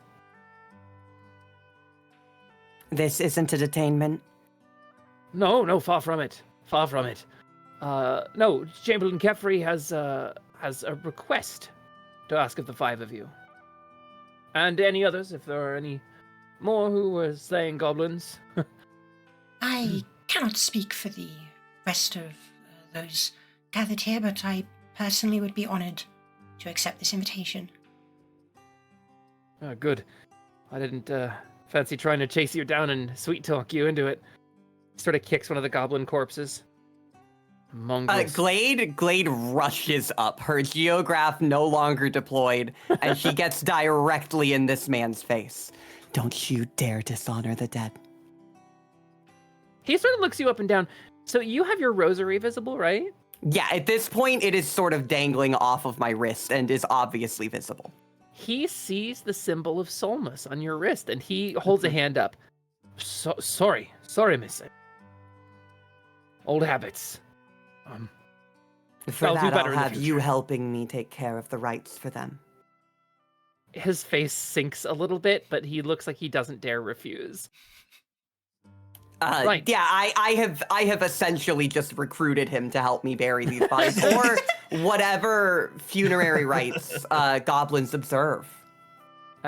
Right. Oh, before I forget though, he pulls out 5 coins. These are gold coins stamped with a crown, and each one of them is wrapped in a red piece of ribbon with a little piece of parchment tucked underneath it. This is a formal invitation. Takes the form of a coin with a little token attached to it. Each one of you gets one. These will get you into the castle past the guards. Okay, Ariani accepts. Don't lose those. We had an issue a week or 2 ago. A couple of them went missing. So It's concerning. no, that's not the half of it. Well, now that our stores are empty, and sort of looks down at the goblins. Lost another handful of men. I think if the captain were here, she'd know what to do, but... Well, gods, we've got you now, haven't we? So it's gonna be alright. Well, I believe it was a mere coincidence that all of us were here in this moment. But you're gonna love us. You're gonna love us. You're gonna fall in love with Altander. Castle Grey's beautiful. You'll see. And he's Glade like, looks about the state of the place and she says, have you ever done anything, like, by yourself? Me? Oh, well, I was a soldier in the Southlands. You know, I fought Okay. skirmishes. So, were you watching the fight from on the hill, or Were you rushing here with your sword in hand? Oh. He sort of looks down at his gloves. You do see that there is wet blood on his hands. Fighting at the castle. There are more bodies then. A number of goblins in the courtyard, yes. Well, And, 3 of recruit our own. anyone who will help us. Thank you. Don't know what the goblins do with their dead, but suppose all right, so it'll be good enough. Funerary pyre should work. Goblins aren't ceremonious, but they deserve it all the same.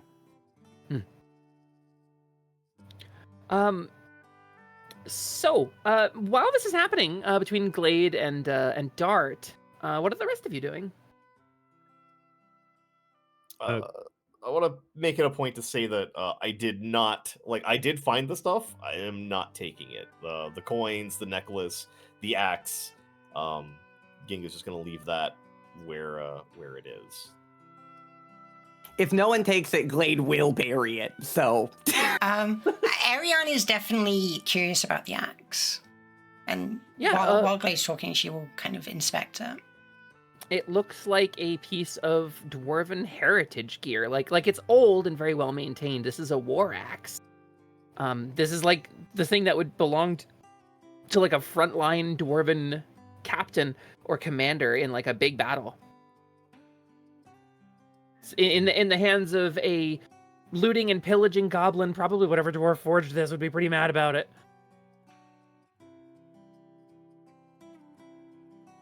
I will keep hold of this. It clearly did not originally belong to this goblin. If you want to make a knowledge check, you can. Yeah, I mean, you're a historian yeah, I'd after love a to. fashion. Huge nerd. How do I do that? So that's going to be on the second page of your sheet, right? If it's a knowledge check, they're on the first page. All skill checks are on the first page, first bottom page right. towards the bottom right. Yeah. Yeah, without Sage or Alchemist, you're just rolling 2d on it. Oh, okay, yeah, I don't have either of those things, so... It's a 10, though. With a Still a with good a roll. 10, do you read Dwarven by any chance? Nope. So you can't read the runes on it, but you do identify this as a relic of the Second Starfall. This is it's old. It's been rehandled a couple times. It's unclear if this belonged to the goblin or not. It was originally made by a dwarf, but it's been maintained over the years by somebody else. I think Ariana will still keep hold of it because it's clearly has some value of Yeah, it's at least it's a historic. battle axe +2. Yeah, cool. That's pretty good. Actually, it's not a battle axe. I have it written down somewhere. I'll dig it up in a bit. I don't think Yeah, anybody wields axes, yeah. but this is Nobody has axe proficiency like it that. is no. an A rank proficiency axe, not a B. Cool. So, that leaves the 5 of you in the courtyard, and the rites take some time. Glade, I have fully turned Dart into my worker. You are enlisting some aid. Do you have also met the priest of Lyria, who works in this temple? Would you like to enlist her aid? Do I feel like she'd be amenable to it? I think probably. She seemed pretty compassionate. I know that the dead from the village went into the church, from what you said. So there's a chance that she is otherwise occupied. If she is, I will leave her be, but if she seems like she's got the place for it, I don't want to put it in a disrespectful place to the people who were just, killed by all of them. Fair. You can check in with her later then. Yeah, that's essentially what I do. I double check with her. I make sure everything's above board, but for the most part, I am more than comfortable handling this. I just need Dart's hands. He's strong. He's wiry, but he's strong. He's got a soldier's hands, so. Yeah, if he struggles at all, I take no note of it, and I just continue giving him barking orders. I think the rest of you have a moment to really take in Cobbledown as well. Cobbledown is an old town. The foundations here are cobblestone and mortar. The walls are brick, but they're crumbling. Ivy grows over everything. Thistle chokes gardens. Moss eats away at stone.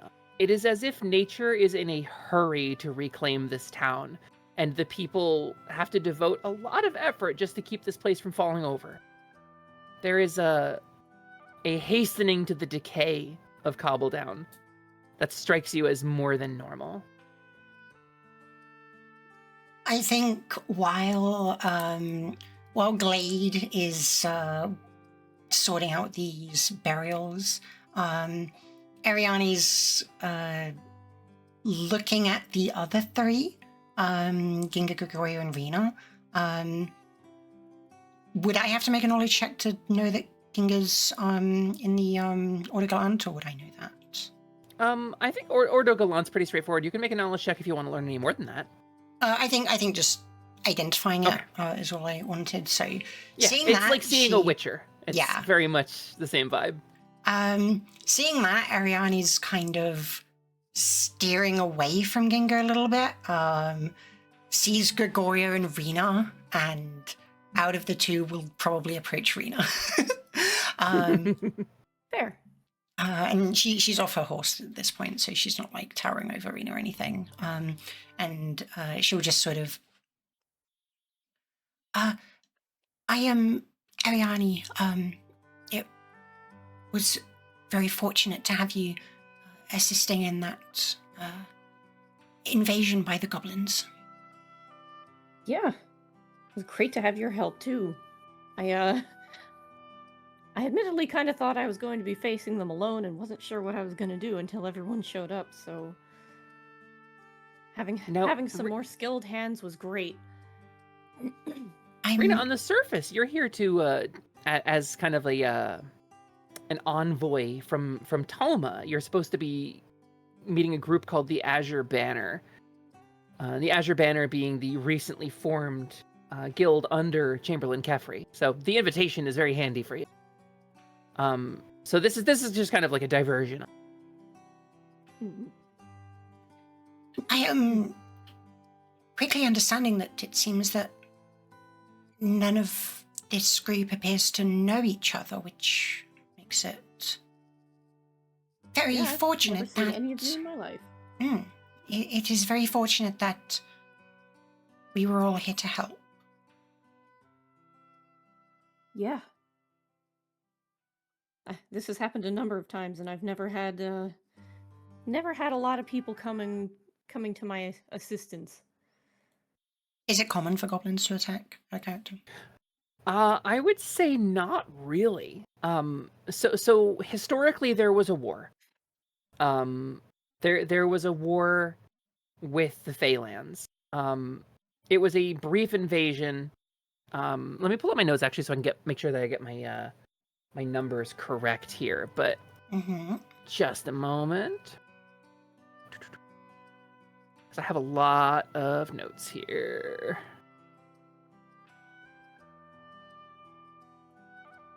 Double checking. Sorry, bear with me. That's okay. I think in the meantime, Ariani kind of glances over to Gregorio as well. What's Gregorio doing at the moment? He's kind of once Dart mentioned seeing the Chamberlain, he just kind of nodded and would have just said, "Yes, I was hoping for an audience with the Chamberlain, so that helps my my business in town. But I suppose I have some time until this evening." But and he holds up the coin. So I will be sure to attend. And then obviously going back to current moment. He's just kind of stood off to one side, stood next to Rena still, like arms crossed, but he's kind of eyeing up Rena's staff, and Popo just kind of like narrowing his eyes, kind of slightly like side eyeing them. But he'll probably match your gaze as you come over and start speaking to Rena. He just kind of nods to you and just kind of extends his mechanical hand and just kind of in a gruff voice, just kind of says, "Gregorio." Ariani, that is... I haven't seen an arm like yours before. Well, there aren't many arms like it, my dear. And he kind of the the orb that makes up his wrist and the orb that makes up like what would be his elbow joint kind of detach, and they kind of hover in place for a second, like completely independently before reattaching. I've done a lot of work on it. It's a personal project of mine, amongst many other personal endeavors. That is quite impressive. Would I be correct in identifying it as second Starfall technology? When Ariani says this, Gregorio's expression just immediately softens and his eyes widen a bit. And he just kind of says, "You have a good eye, yes. It's we recovered them from a ruin. Not too far from here, actually, initially. But you have a good eye for this." I haven't seen a lot of this sort of relics in person, but I've read a lot about them. They're very fascinating. So yours is kind of nerding with you. Recovered and modified. Yes, well, less modified and more refurbished. He kind of reaches into his apron, pulls out like a journal that's like overstuffed with like notes and like bookmarks, and says, "I do have my notes with me if you wanted to look them over, maybe perhaps before we go for to the function. I would be happy to go over them with you if you were interested." Oh, I would love to. I can't say I've I don't know a lot about the mechanics of how these work. I've just read a lot about their history and the types of things that have been unearthed and recovered. Speaking of history, you did have a history question. I do have an answer for you. Mm-hmm. So about, and this is sort of a timeline thing, so I'm going to info dump just a little bit and then not go too deep into it. But about 25 years ago, Altander, the nation you're in, invaded the southern nation of Pax, the Fey nation, the nation where the Fey and elves live. There's a Fey queen. It's like a whole thing. Altander won almost immediately. The defenses were overwhelmed. They claimed the city of Pax, but stories of war with the Fey don't ever go well for the invaders. And so the way the story goes is that it was a stupid invasion. It was it's also known as Irias's folly. Altander invaded Pax, occupied it, but due to the magical nature of the place and the Fey rulership, nothing changed. And no power actually changed hands. And that's about 2 years later, the Curse of Gloom began. So some people assign the Curse of Gloom as like revenge for the invasion of Pax. But so goblins generally in this area come from the Southlands. The Southlands being Pax and the area that borders it. So to find goblin raiders this far north would be really uncommon, even with like the post-war skirmishes or with whatever's going on with the curse. Goblins don't generally come this far north in this area. I will say, I'm trying to see if anything else is relevant to what you. No, I think that's pretty much it. Okay. So, from where we are now, we're like, what's the path to the castle look like? Is it straight north, the way the goblins came from? The way the goblins came from. Okay. Well, in that case, yeah, Glade and Dart have already gone up and down that path a few times, seeing the castle gate and gathering up bodies. At the moment that I am done with what I'm doing, I will essentially just wait for evening at the castle.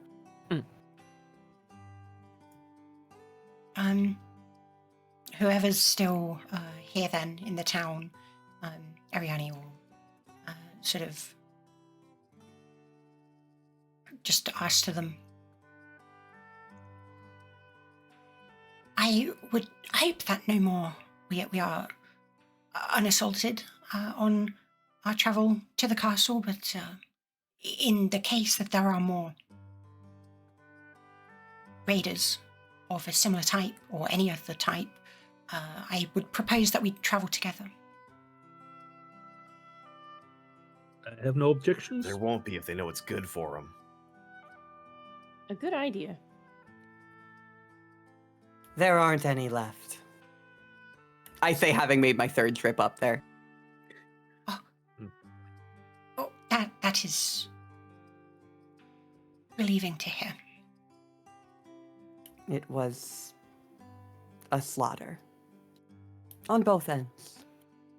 I believe one did escape with the pink hair. One of the ones in charge. One of the blonde few one who once at a values time. what's important. That is reason to be cautious, though. I've read that if an escape is successful, a retreat from the battlefield, then they are likely to return to any allies they may have, inform them of the situation, and prepare in accordance. Glade looks at Dart. These raids, these goblins, does this happen often here? What was their goal? There seems to be a lot of food supplies, what we had found, but was that the same for yours as well?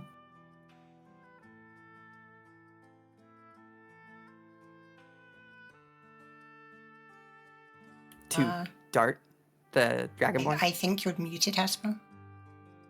Sorry, I'm muted. I can see. I can see your model He moving. sort of gave you like an uneasy smile. I muted because I was coughing. He sort of gives you an uneasy smile and says, "Well, more now than they used to be, I guess. Any road they talk of the scouts is that there's that old village up in the, you know, Skymere, up the spring at the top of the mountains there. That there's some old village they've taken up residence in. The prince is none too happy about it, but not enough men to send up there, you know."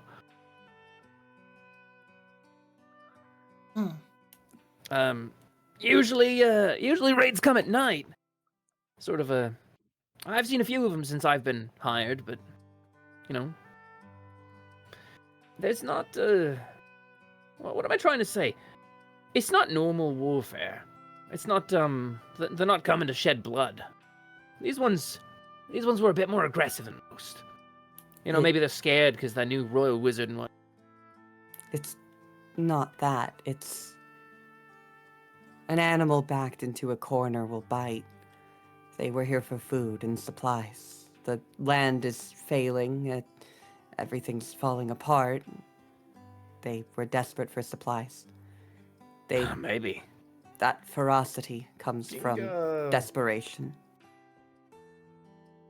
Ginga raises an eyebrow at the mention of a new royal wizard. New royal wizard? Do you want to elaborate on that? Oh, yeah, you know, Azure Banner and the new guild and all. It's been a few months. Prince has been meeting with some mage in blue with a big staff with a moon on it. I don't know, they're working on some sort of project. Something about the wonders. I don't know. I don't think you should mess with that stuff. Arius outlawed it for a reason, but Prince is a prince. I spit on the ground. He sort of looks... He's like trying to figure out what it was you were spitting at specifically because he's had a lot of stuff. Yep. He's like Anybody's not... guess. Yeah. There was just So, a bug you know. that she was just hitting. Yeah, sorry. I just couldn't help myself. Honestly, I think the prince would open it all back up if he could. He's a dreamer. You're not from around here, some of you. You might not know. Arius, our king, he was sick for a couple of years, and the Chamberlain was acting, you know, as king. But Arius passed away, rest him, earlier this year, and Prince Keta came back out of wandering for a couple of years to take the throne. He's got some unpopular ideas, you know? We're all cursed enough without all that extra magic. Right, because the way everything is going is absolutely stellar. Well, maybe you don't know the history. You know, when Arius came back, you know, like father, like son, he took a wife and the curse started, and so Arius, he banned all the magic and closed off all the wonders to try to stop the curse from choking us too quick, you know? I know, Arius. I have lived here my entire life. Ah, my apologies. I am far familiar with the damage he caused. Yeah, he won't. I wasn't around the first time he was king, but, you know, after he came back, you know, people said stuff. Well, look, it's not my place to criticize the king. I mean, obviously I wouldn't, but... He is no longer the king. May he rest. Finally. Well, People have said stuff, and they're currently saying stuff. Yeah, but not me. I wouldn't say stuff. I like my head firmly attached to his shoulders, you know? You're lift with your back. You lift with your shoulders. You will hurt your back. Your legs. Your legs. Legs, What do you yeah. do? Yes. Sorry, it's hard with the tail. I'm trying to figure this out. You should wear a robe like mine. It helps. Trust me. Yeah. And so the task proceeds. The townsfolk sort of start to return to their normal cadence. You see a couple shopkeepers emerge, a couple people with like wheelbarrows filled with dry grain or carrying bricks and wood. Constant repairs. You'll note that there's a lot of hammering and sawing in this town. They're fixing rotten planks and crumbling mortar more often than they're doing anything else.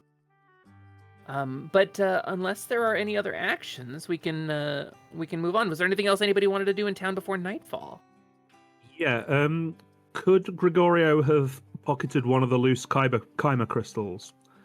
If any of them had been knocked loose during the fight. Gregorio. You pluck up a shard of Chimer, and there is a strange tingle at the back of your mind. There is a sensation that's not familiar. You've seen Chimer before, but something about the way this catches the light. For just a second, for just a moment, you swear you saw something else at the back of it. And you feel this itch to look deeper, but something primal in you says no. He's just going to shove it in his pocket, like kind of side glance around to make sure no one's looking, and then put it in his pocket. Yeah, I figure unless any of the other players are really against it, you can pocket a piece of it. Is it being ripped off one of the bodies? No, I think no. it's knocked loose. It's one of the knocked loose pieces. Fine. Yeah. Yeah. Gregorio, if you would like, you can make a note of a Chimer shard in your inventory. Chimer shard. hmm. I will do that. Oh yeah, we should probably collect those. Yeah, Rena, do you fish up the Chimer? Yeah. There are she'll hang on 3 to 'em. recoverable pieces in total. Gregorio has claimed 1. There are 2 others. Same sensation, same buzzing at the back of your head, this sort of obvious magic working on this thing. Yeah, she's gonna put them in kind of a special pouch that she's got aside from everything else. When Gregorio Rena- sees the... Oh, sorry. Rena, you, looking into this, you have a glimpse of a familiar face. And something in your heart sings to see it for just a moment, but you know to look deeper is it feels dreadful.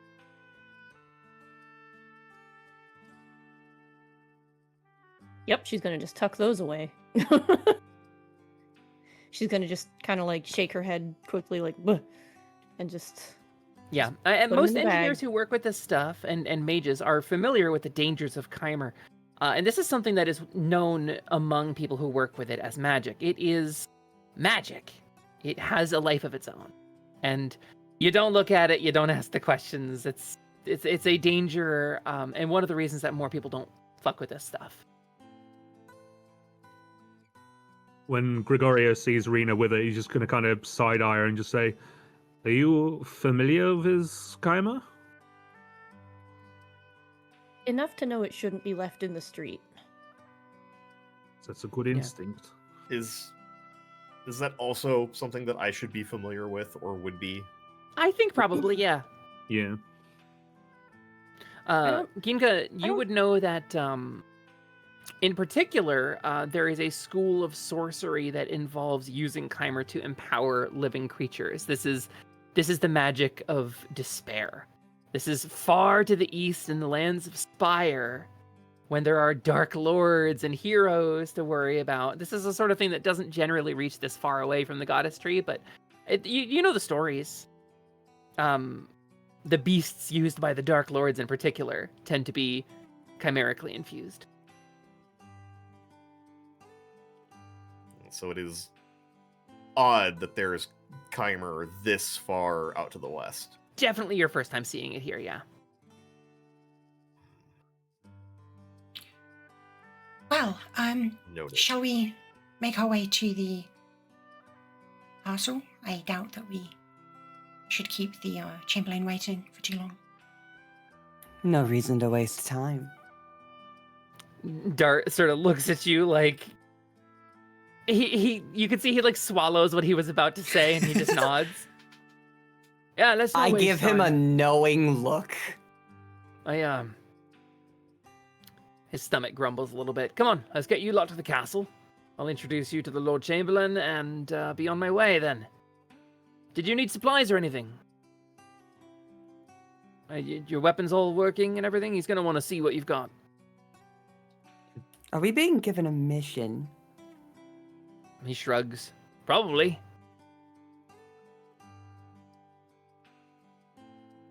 Then it better be a damn good one. Lead on. Right. And so he leads you to the north. There is a castle gate with a single guardsman. The castle walls of Castle Grey are cracked. The mortar is dry and flaking.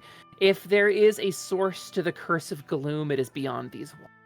The ivy that grows over them is thick. The windows are foggy and smeared. The bricks themselves are turning to dust. There is a heavy wooden door, brand new construction, and it's a strange juxtaposition to see fresh wood, like oak, like hardy oak, already rotting. Like, there's rust in the iron spikes that hold it together, and there's rot. And you can see that the poor guardsman is trying to, like, his best to stand in front of, like, a hole that has rotted into the door. And even his uniform a little bit, the green and white of Altander, of the Grey family, is a little bit moldered, a little bit old. And you're noticing this in the soldier that you're following here, Dart, as well. Dart's uniform is, like, a little aged. It looks a little ill-fitting. It looks like it probably belongs to someone else. And as they open the door to Altander Castle, you could swear dust flows out. There is an oppressive sensation here. There is a magic here that has turned the air itself stale. And Dart kind of nods politely. And he speaks to the guard and says, taking them to the Chamberlain, and the guard sort of waves them in. Dart turns to the group of you. You're going to want to hold your breath, probably, but you're not going to be able to, so just breathe normally. It won't kill you. Understood. What? What won't kill you? The curse. It's strongest in the castle. It's one of the things you learn when you get hired on here. You don't need my whole life story, though. Come on. Let's see the Chamberlain. And he bows his head as he crosses the threshold, and you can see he, like, visibly, like, wilts a little bit as he passes the gate.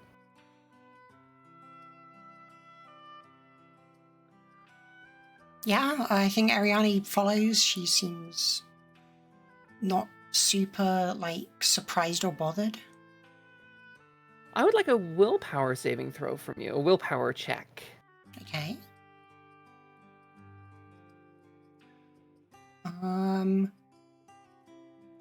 She's got a mask on. She's like way ahead of us. That's true. Where do I find that? Second page, towards the bottom middle of the the page. There we go. Yeah. 17. Ariani, you have this gnawing fear. Mm-hmm. You can feel like your skin is tightening, like you're a little less mobile, like you're stiffening up almost in the saddle, and you have to shake it off. You find yourself moving a little bit to sort of ward off the stiffness. As you enter, the air feels thicker, it feels heavier, it feels like there is a great sadness here. Like the air itself carries the sadness. But you make it in. Who's next? I follow. Glade, go ahead and make me a willpower roll. Ginga behind Glade. 13. Nice. Right. And Ginga behind Glade, also a willpower for you as well then, please. 16. Glade, as you enter, you feel a stillness in the air here, but it is not a stillness that is overseen, it is just absent. There is a hollow ringing in your ears for just a moment, Glade. You rolled well enough to ward it off, but the sensation of loss without purpose hangs in the air here. I take Senselessness. a deep, deep breath. I try to get the feeling inside me so that I can best understand it. Would you like to voluntarily fill the willpower roll then? Yes. Glade is stunned for a moment upon entering the gate. Glade freezes in place. Glade, I bring my for- hands to my chest and tense up for a little bit. for just a moment, you see a man. He is somewhere riding on a wagon. He looks strangely familiar. A swoop of light-colored hair, kind of a freckled smile. Something in your heart aches a little bit to see him. Maybe he resembles a boy from your childhood, a young man from your village when you were a teenager. And in just a few flashes, knights are upon him. Men in rusted armor, stabbing and cutting. And the next thing you see is his mangled body by the side of the road. And you watch as the snow falls on him, burying him, a corpse left alone, untended. A sorrowful and pointless end. No last rites will be performed. No one will remember that he is gone. And as the seasons pass on, no wildlife comes to feed. No new life grows. He simply rots. The image passes, and you realize you've been standing here, like, holding your breath. As I open my eyes, I blink a few times. This curse is to be destroyed.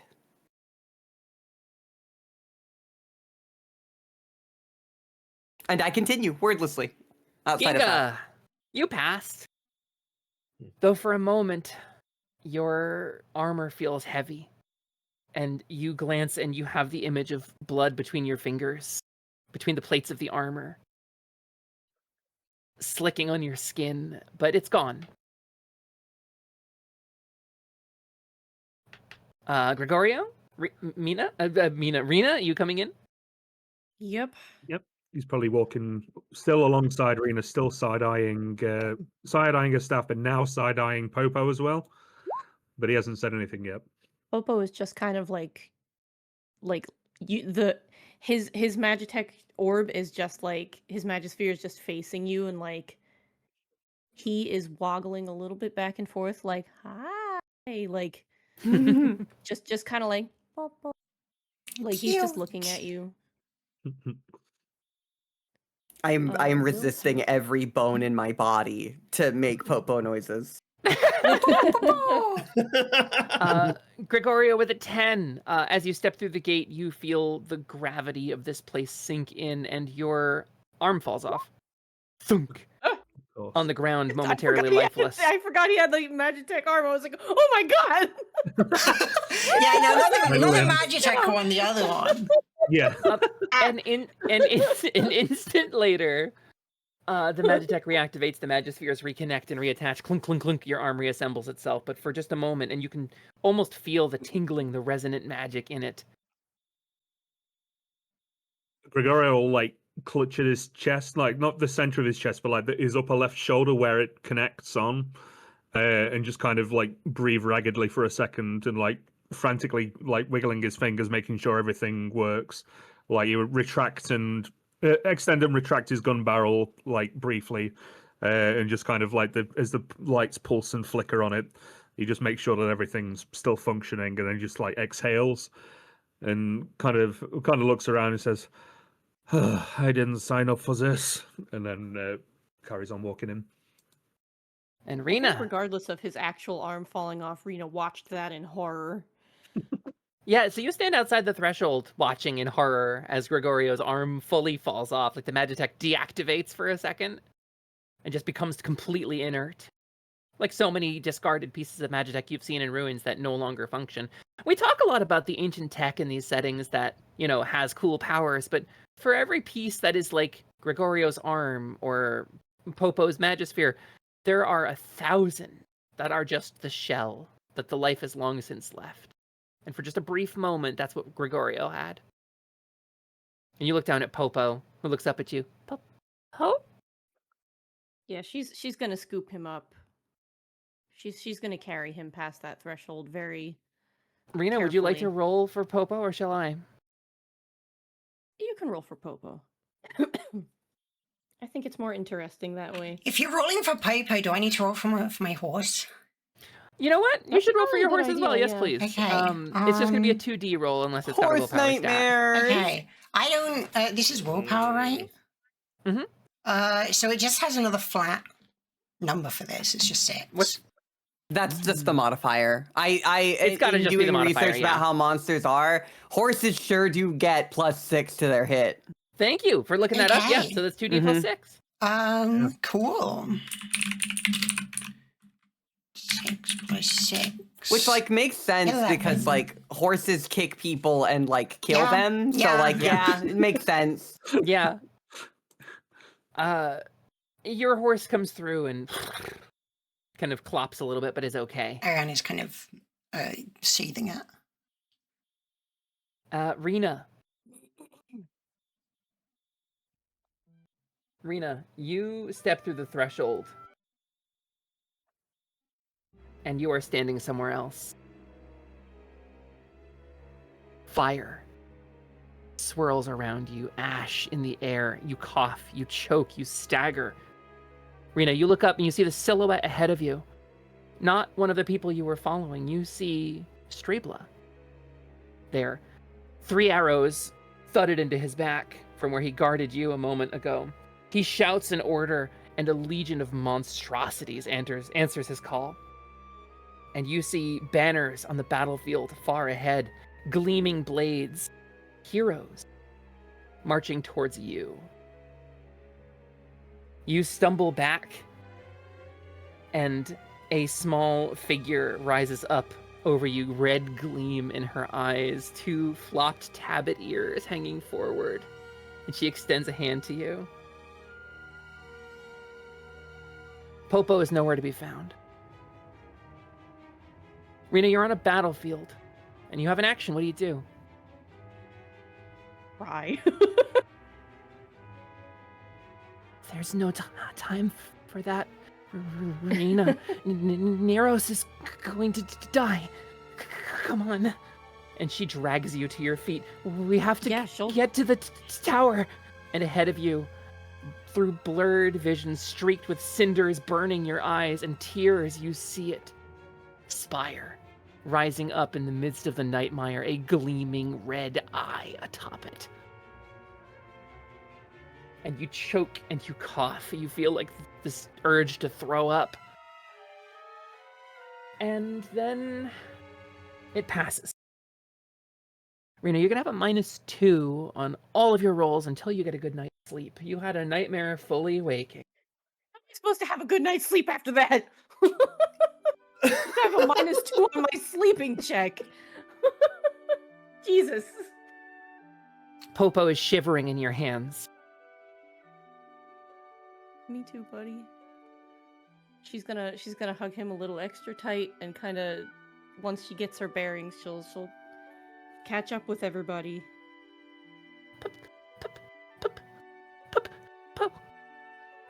She's just gonna pet him. Pupple comes fitfully.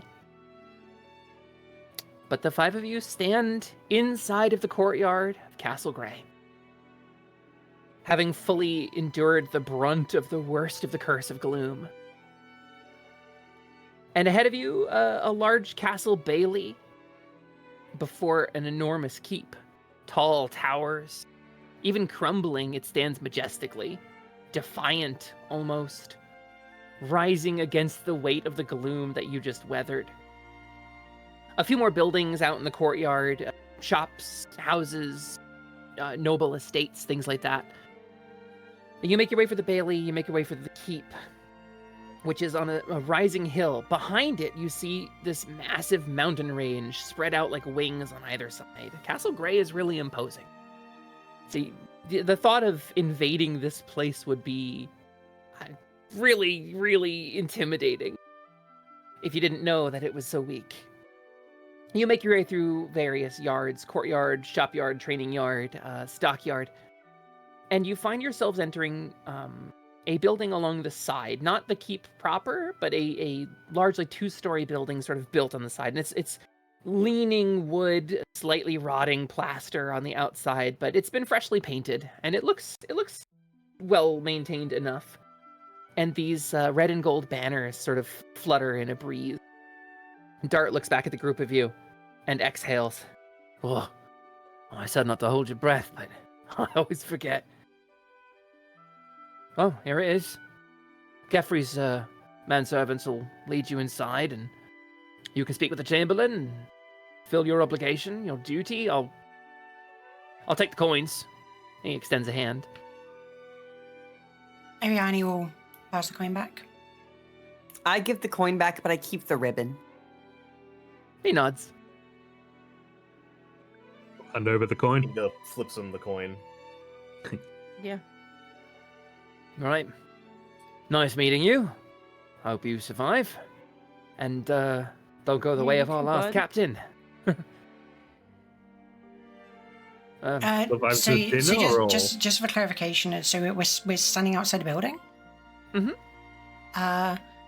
Ariani will sort of look around, and she'll ask the dragonkin, would there be a place that I could leave my horse? Oh, yeah. Sorry, not a lot of help in the castle these days. I suppose this is my job. Thank I'll you. stable him. I'll care for him while you're in there. Thank you. Yeah. Before you go, and Glade approaches him, and she puts her very cold hands firmly on his shoulders. He shivers a little. Thank you for your help in honoring the dead.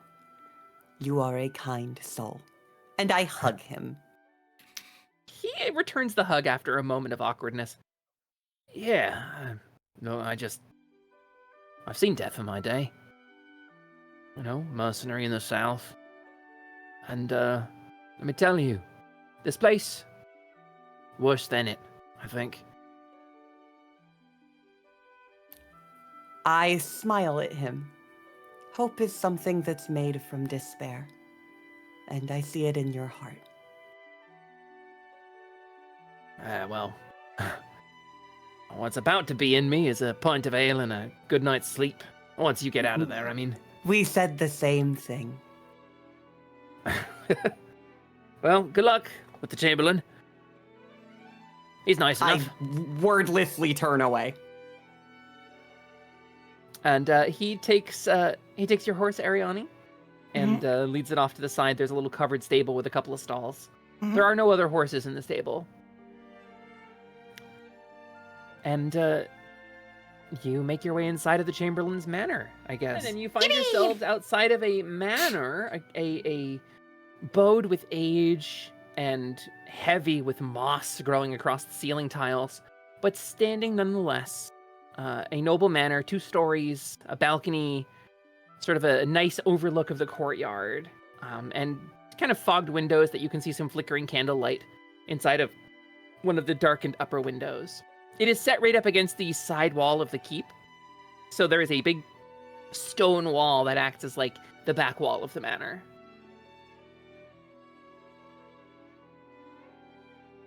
And what do you do? I am profusely uncomfortable in this place. Ariane seems quite the opposite. Very sort of like, she's not particularly like looking around as if she's like awed or amazed by anything. She's just kind of like walking very casually through this place, and she'll probably lead the group through. I think if you had any experience with like nobility, you've probably seen 100 crumbling manors in your life, but this one is, this is less like a crumbling manor and more that hasn't realized it's dead yet. And so you make your way to the front door. You pull up there's a big metal ring that's a knocker, and you kind of slam it. A moment later, the doors split. There's double doors, and they sort of open inward. And there is a young Tabit inside. He wears a monocle. He wears a waistcoat. He is extremely well groomed. His hair is slicked back. His ears are pulled back into like a eerie tail, sort of tied around like the back of his head. And he nods and bows. Hello. You here to see the Chamberlain, I imagine? Yes, we have been invited. Ah, marvelous. I am Daron. I will be guiding you.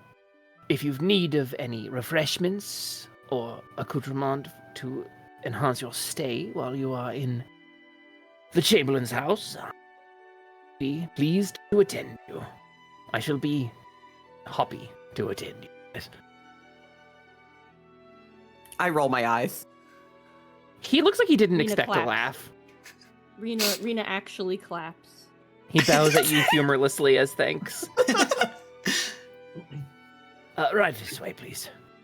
Thank you. And he leads you through some candlelit halls, past a couple gas lanterns, and you spy a number of things about Kefri's home that kind of mark Kefri as, and if you know the history of this place, what you've maybe been gleaning is that Kefri has been in charge of the kingdom more than once.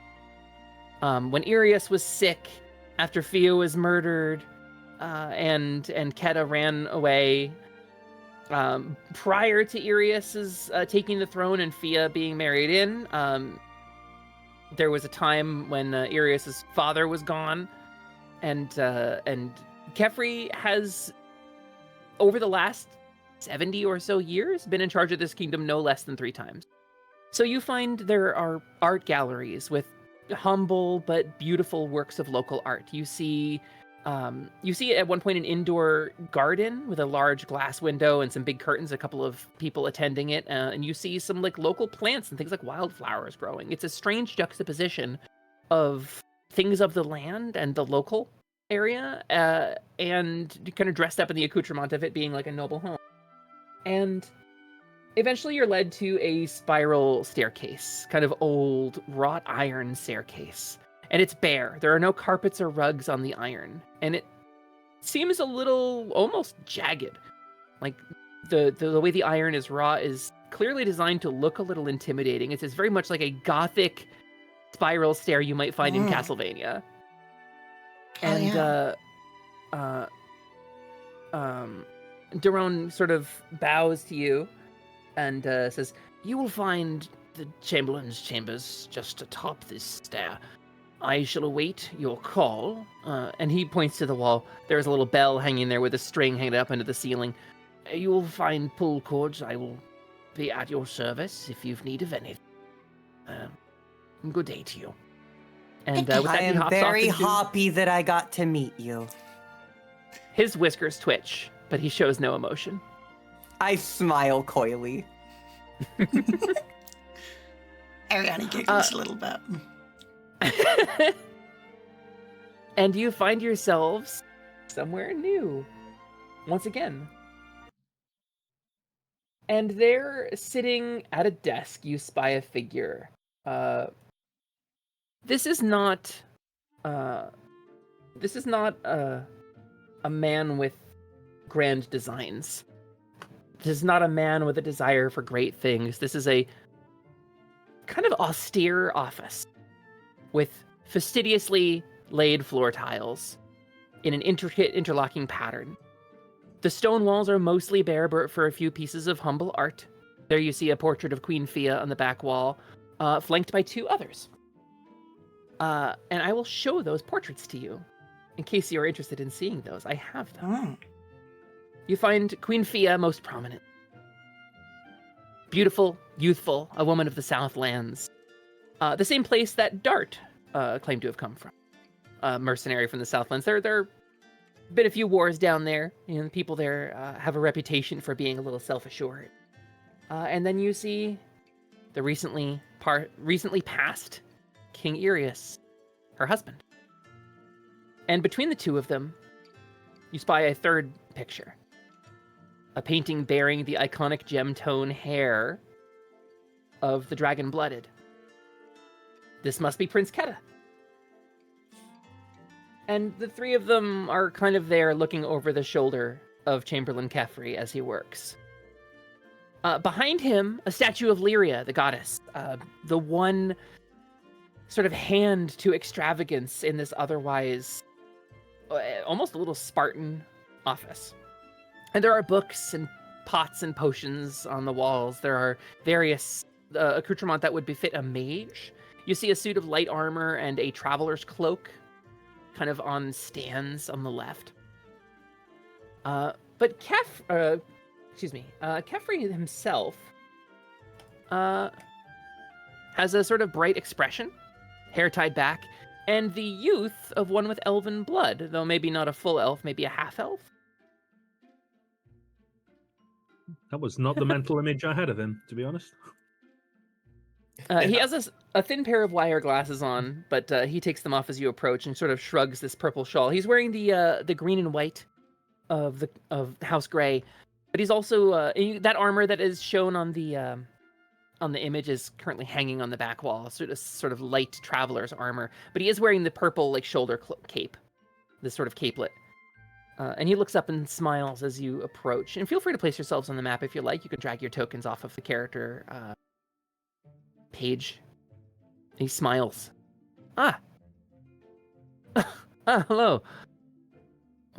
My pleasure to make your acquaintance. You must be the warriors who fought the goblins in the square in Cobbledown, yes? That would be us, yes. I nod. Splendid. I'm so grateful. I don't mean to get right to the point, but we've had something of a staffing issue of late. And these walls groan with every wind a little loud. It's difficult to keep the kingdom safe in the absence of the burnished rose or the traditional guardians of the land. So when I heard that there were unfamiliar faces fighting off a goblin raiding band, well, I realized I had to thank you properly. So, I am Chamberlain Kefri, formerly Lord Chamberlain Kefri. I've sat the throne a few times, so I know this kingdom fairly well. His eyes glance around the room, sort of taking in everything. So please, I would have the names of our heroes. It is an honor, Chamberlain. You may call me Ariani. And Ariani does a slight bow. Ariani, a rather famous name, if I'm not mistaken. Is it? There was some... perhaps I missed. My apologies. But to the rest of you, please have a seat. And introduce herself.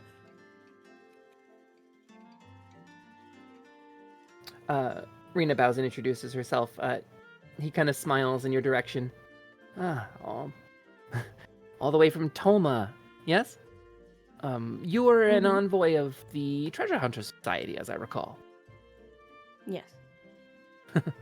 Well, it is an honor to make your acquaintance, and I'm pleased, as the founder of the Azure Banner, allow me to be the first to extend a hand to our envoy. I was expecting you. I hadn't expected a bunch of defenders to come to our aid, but you, I expected. Hey, me neither, but here we are. It's a pleasure to meet you. Likewise, absolutely. I'm looking forward to working with you. And the others? I have seated myself directly across from him. I cross my legs the minute I sit down and have just been making unbreaking eye contact with him. And as he says this, I open my mouth and hesitate for a second. And then I look around the room.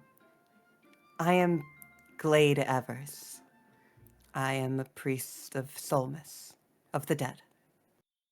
He blinks a little bit. A priest of Solmus. An honor. Would you care for some water? He kind of... You spy a little bit of awkwardness in the gesture, but he does gesture to a basin of water that he keeps near his chair. Oh, I was waiting for that. It's all the A rage. dwarven ritual, I believe. To wash oneself in the presence of others is to show vulnerability. Excuse me. And he leans down with a smile and he takes up a scoop of handful of water and he splashes it on his face, utterly soaking his shirt and washing his face as if he has a beard, which he does not.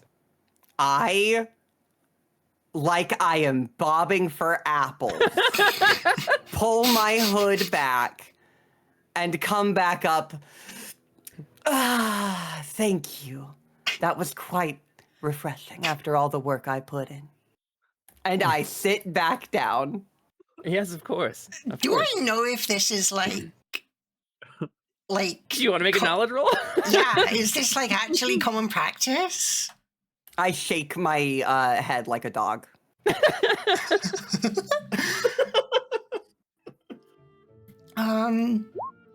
That's a 7.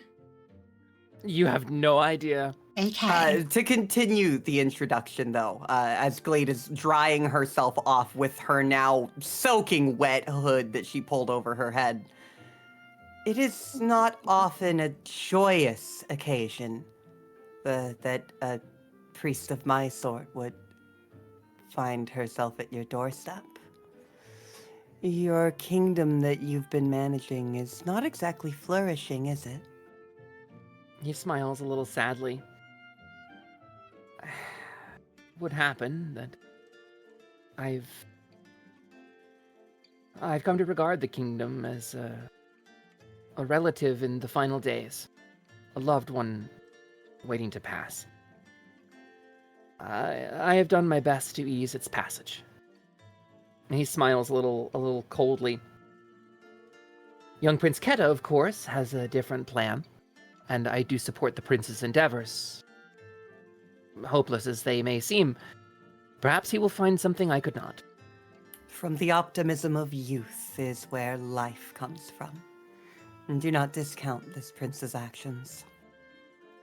To have lost his mother to assassins 4 years prior, and then his father to illness. The prince has been through much. So Death makes us stronger. And hard. Is that so? In the meantime, Yeah. In the meantime, are there any is there like a little like scoop or anything for the water, or is it just like cans? There is a ladle laying up next to the bucket. Okay. In that case, Ariane will also, not wanting to seem rude, will approach the bucket and take the ladle and like splash it kind of on her face. A little bit more like, a little bit more refined than Glade. So do you soak your face mask for this, or do you remove it? She does pull down the face mask. Just the face mask, though. She leaves the hood on. So she'll splash her face. Unless anybody's trying to like peer under her hood, I'm gonna spare you the what's she been hiding under the mask? Unless you, that's between player and player. Does anyone look? She seems a little hesitant to do it, but she does pull down the mask to splash her face, and she'll put it back up when she's like dried it off. Rena doesn't, at least. I assume she had her back to us, so. Or that, yeah. Okay. I'm busy being defiant, so I'm not looking.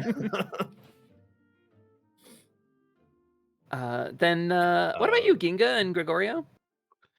Ginga.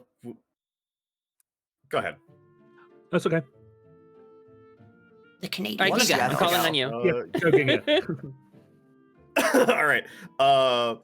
Ginga will produce their badge from somewhere, a pocket, call it what you will, and introduce themselves as Ginga, gallant quester of Ordo Galant. It's funny to think that the heretic and I might be in town for the same reason. And he kind of looks at Glade and gives they look at Glade and give a little wink. Kefri kind of nods and clasps his hands together. I hadn't expected an envoy from the Ordo so soon, and a quester, no less. Not a minor agent. This is an honor. I thank you. Gallant quester Ginga, please make yourself at home in my office. Again, as the They're a little taken aback. This is As not the first time that they've been welcomed with like, oh, it's an honor, and not shit. The gallant fucking Ordo the Gallant's Inquisition's here. As the Not you! founder, Ah! as the founder of the Azure Banner, you may be aware that we've tied ourselves closely to the Ordo Gallant and your efforts to end the Curse of Gloom. And so it is an honor to have an envoy in my office. I hope we can work together. They nod. The sooner this business is done with, the better. I'd like to get back to the more fun stuff, not this sniffing around, rooting out Fae or what have you. He smiles a little coldly at that. Yes, I'd prefer we focus on ending the gloom. And you, sir. He smiles at Gregorio. Gregorio's going to kind of like pull open like the side of his shirt to reveal like where his arms connected, and he's just going to kind of say, "You will forgive my rudeness, but when it comes to bathing, I must take special care, and I do not wish to cause any interference with my equipment. You understand? I mean no ill will by this." And he kind of pulls his shirt closed and kind of steps past Glade and offers his gloved hand to the Chamberlain. Oh, of course. He shakes your hand.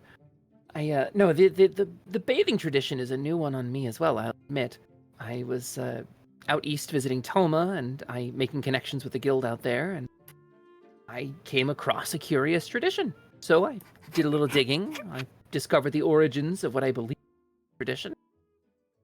And, well, Rena just laughs under her breath, like she is stifling it so fucking hard, knowing that this dude met Tobble. Like, Hi, she's like, Tobble! did Tobble seriously come up with this? She's like impressed that if Tobble mentioned this, like she's like, I have a getting so trendsetter. smart. Like, I feel like this is a case of Chinese whispers, like someone's told someone something and it's been corrupted. yeah.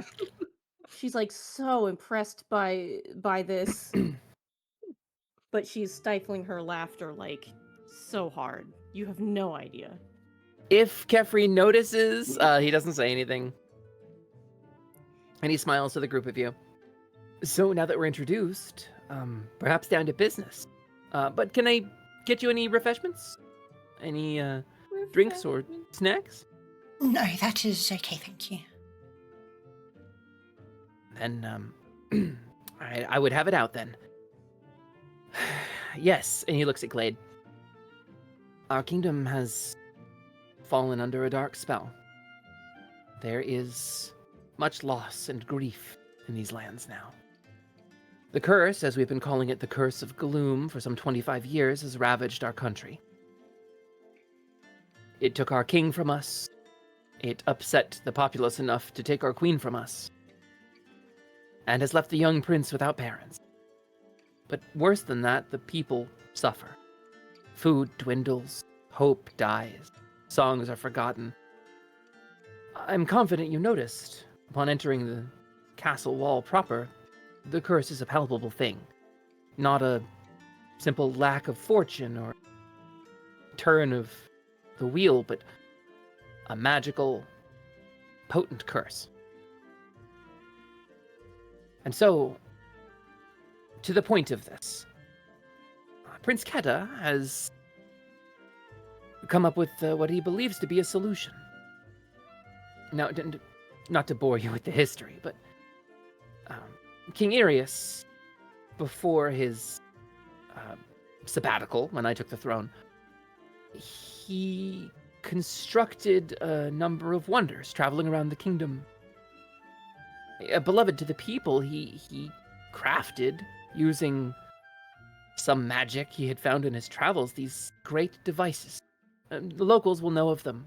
The Rainbow Barrier Stone, of course, the wall, and then, he gestures around him, the Heart of Altander.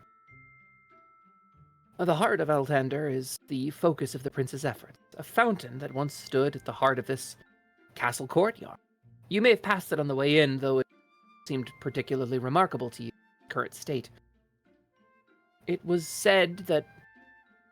Well, it was said I was there for it.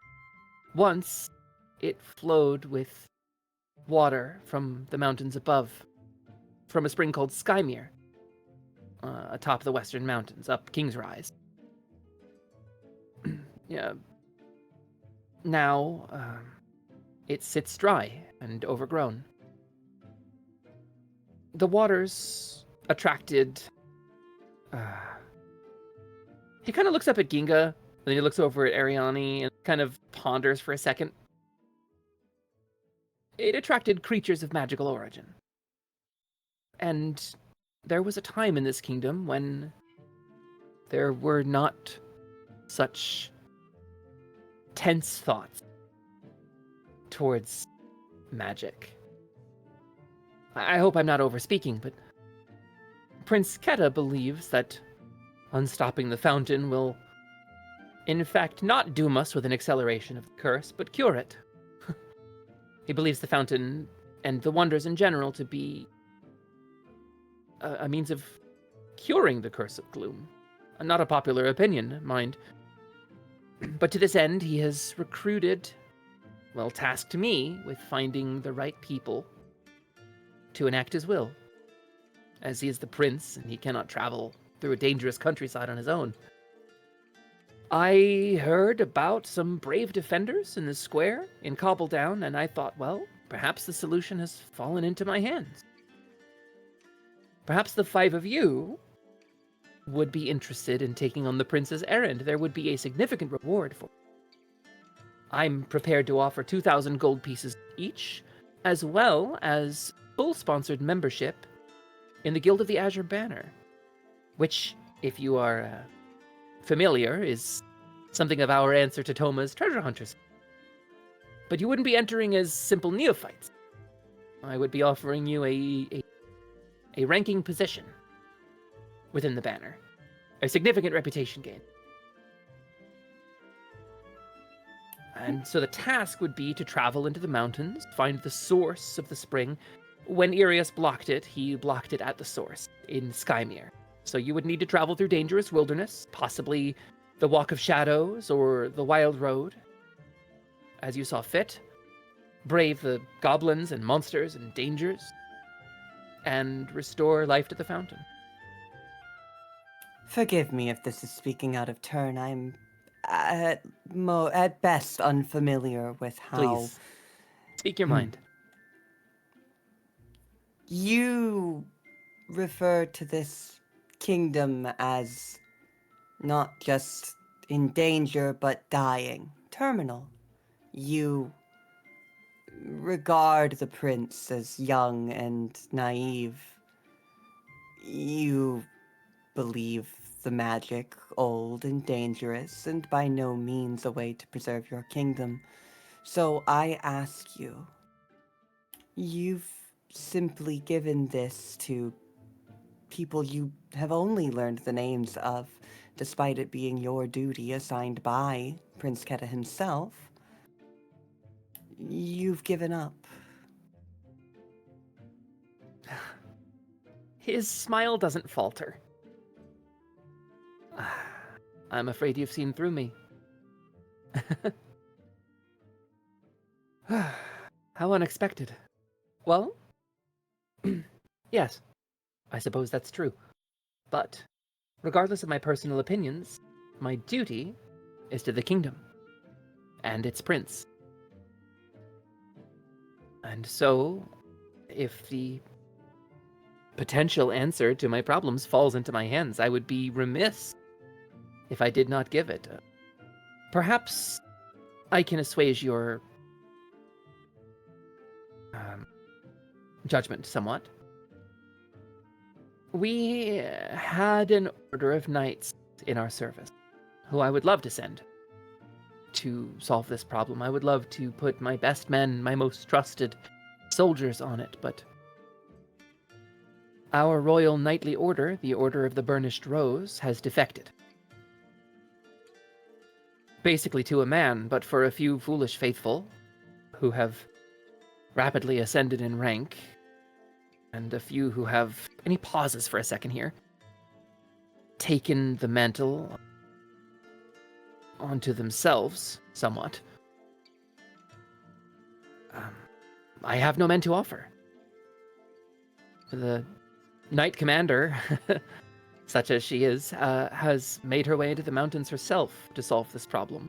So, I suppose what passes for my most trusted these days have already departed on this task.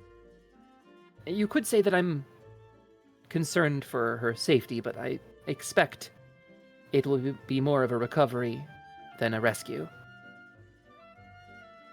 The mountains are dangerous, but for a lone, unproven individual, I bore you with specifics.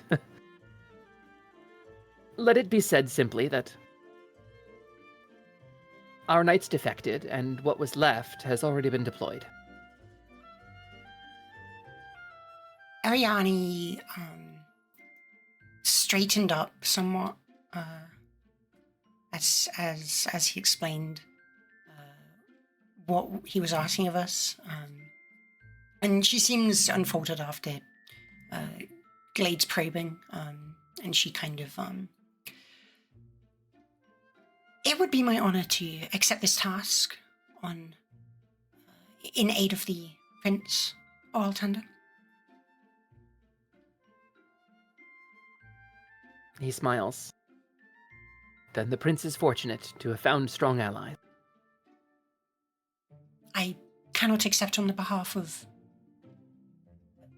those around me, but I hope that they also see the wisdom and value of restoring the fountain. I have read of its splendor in times gone by, though not seen it myself.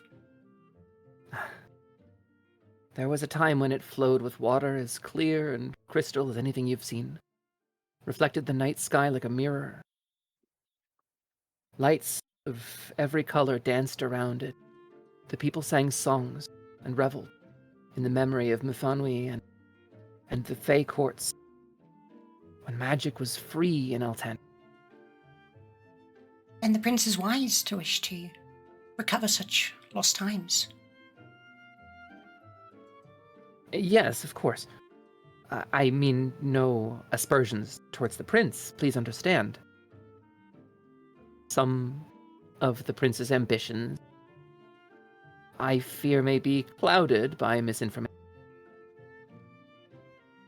But it is not for me to stand in the prince's way. Death comes for all of us. Kingdoms are not free of that burden. Yet, you seem eager to accept it.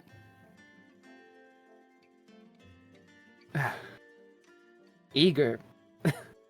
No, you misunderstand. I am sorrowful I knew this kingdom when it was bright and young. I've seen days in Altander that haven't been seen in 100 years, let alone 25. I simply wish to ease its pain. You shouldn't mourn that which still lives until it is gone. Perhaps. I do not mean to incite conflict with you. I have the utmost respect for you. Your faith, of course. Simply put, Irius, His Highness, may he rest, closed the wonders, believing them to be the source of the curse. And this was a decision reached not lightly with the aid of a number of magical experts and researchers, that the curse was a corruption of the magic he used to create the wonders in the first place. I am hedge mage myself. I cannot speak on such matters, but I have only Irius's wisdom, from when his mind was still clear, to act on. There is the possibility, however slim, that to reopen the fountain is to doom the kingdom to a faster death. I apologize for not speaking more plainly. I appreciate your candidness now.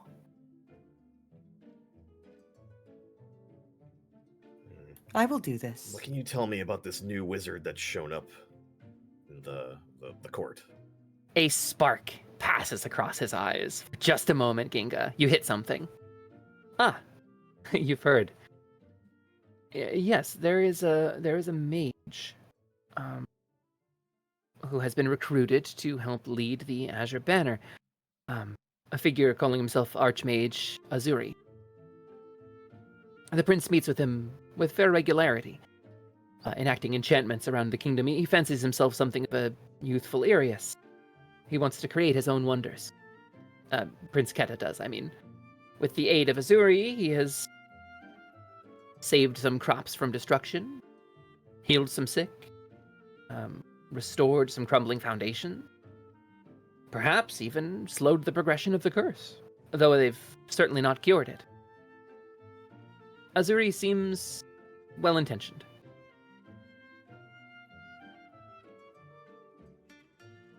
Oh, you know what they say about the path to hell.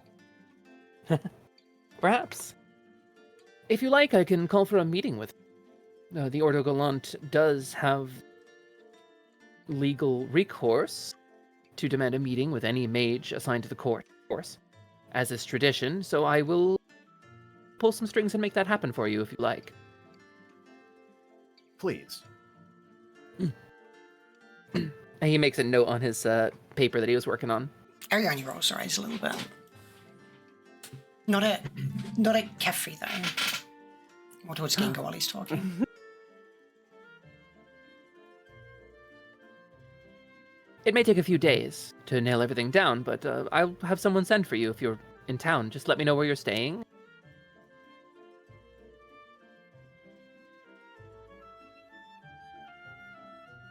God, I'm thirsty. Do you mind? Well, and he picks up a glass. Not at all. Then, Glade goes back for a second sip as well. He Full walks head, past- head in the bucket. He walks past the basin to a jar in the corner and pours some water out of a jug. And then comes back. Am I to assume then that myself and Miss Glade will be attending this task? I don't believe anyone else has expressed their interest. Gregorio's going to stand like behind Glade with his arms folded and and address the Chamberlain and say, "I came here independently, hoping to at least have an audience with you, and now I'm offered not only the chance to speak with you, but membership to your newly established guild on some new research funding. Not to mention the chance to see some of these wonders up close and perhaps have a chance to research them myself. Of course I'm in." Absolutely, 100%. Count me in. Splendid. Well, you'll be seeing 2 or 3 wonders, perhaps, on your route, depending on the path you choose. Excellent. That arm of yours is formidable. And Rena? This is what Rena came here for, correct? Yeah, you were sent as an envoy to the Azure Banner. This is the dude in charge of it. Okay, You were yeah, sent to just offer your double-checking. services to improve relations and establish a working relationship between the 2 guilds. Yeah, then of course. Wonderful. This is part of my job, so yeah. Is such a task too unfun for the Ordo Gallant? I say, side-eyeing Ginga. It sounds like he may be too busy meeting with the court mage. They might be. They'll have to wait a few days, so I understand if they're unable. I am now looking at Ginga just like eye to eye. It may be too difficult. Oh, I'm sure the they 4 of us will be absolutely able meet your to. gaze. Say that again, Arise? They absolutely meet Glade's gaze. It's not specifically the reason that I was sent here. But it does line up at least a little bit with what I need to do. Investigate the gloom. Put an end to it. I don't need membership to your guild, or the glory or valor that comes with it. But I'm in. You said that in a very specific way that makes me question your intentions, but I am grateful to have your assistance. Excellent. Would it just be the 5 of us then, or? Would that I had someone to send with you. The Knight Right. Commander is somewhere in the mountains. Most of our knights have defected. The Prince, of course, can't go. Azuri is off wandering the countryside, I presume, doing wizardy things. So it would likely just be the 5 of you, yes. And any help you deign to recruit, of course. Of course. But I don't mean to be too official about this. I have something for you. And he reaches under his desk and he produces 5 folded little leather satchels of papers, little folds. And they're about 5-6 inches across, about a half an inch thick. They're neatly pressed and folded. There's a wax seal on each of them and like a gold buckle. And he passes out 5 sets of travel papers. Already penned, already signed with all of your names, and already prepared. These will allow you to travel where you wish in the kingdom, should you encounter any resistance or guards, soldiers of any kind. Assuming they are still loyal to the crown, they will respect these papers. They will give you leave to explore the castle and its grounds as you see fit.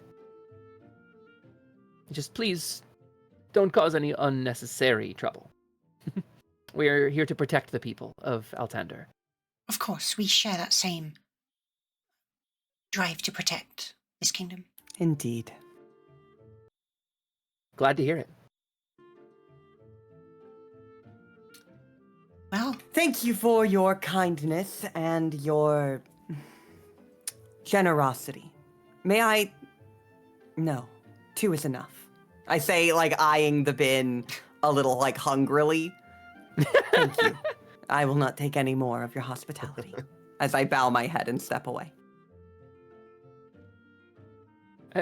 If you... please. Of course, you are in charge of this task. I give you full authority to do as you please and do as you need to fulfill the prince's wishes. Just please do not disturb the prince himself.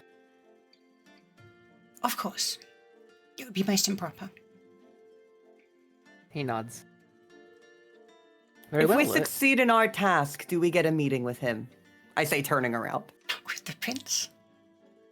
I imagine he would like to speak with you already, as he is a very sentimental prince. He's a good-hearted man who cares about the fate of his people. To hear that you defended them, I'm certain he would wish to thank you himself.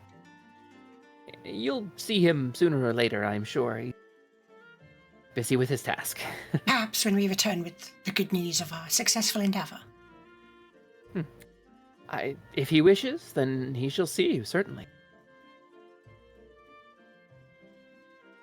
Well then, thank you very much for your time, Chamberlain. Thank you for your assistance. The Kingdom of Altander thanks you, the Azure Banner thanks you, and I thank you. And he stands up and he extends a hand over the desk. Ariane will shake his hand. I look forward to your success. As do I. And it, of course, goes without saying that should you encounter any sign that the fountain will bring further harm to Altander, you should fail this mission. Our mission is not to reawaken the fountain, but to restore to rid this kingdom of its curse. If returning the fountain to its former place would worsen that curse, then that would be going against all of our wishes. Well, do bear in mind the prince's request is to reawaken the fountain. And he smiles at you. Of course. And we will return with whatever information is appropriate if we deem it difficult or unrealistic to do so.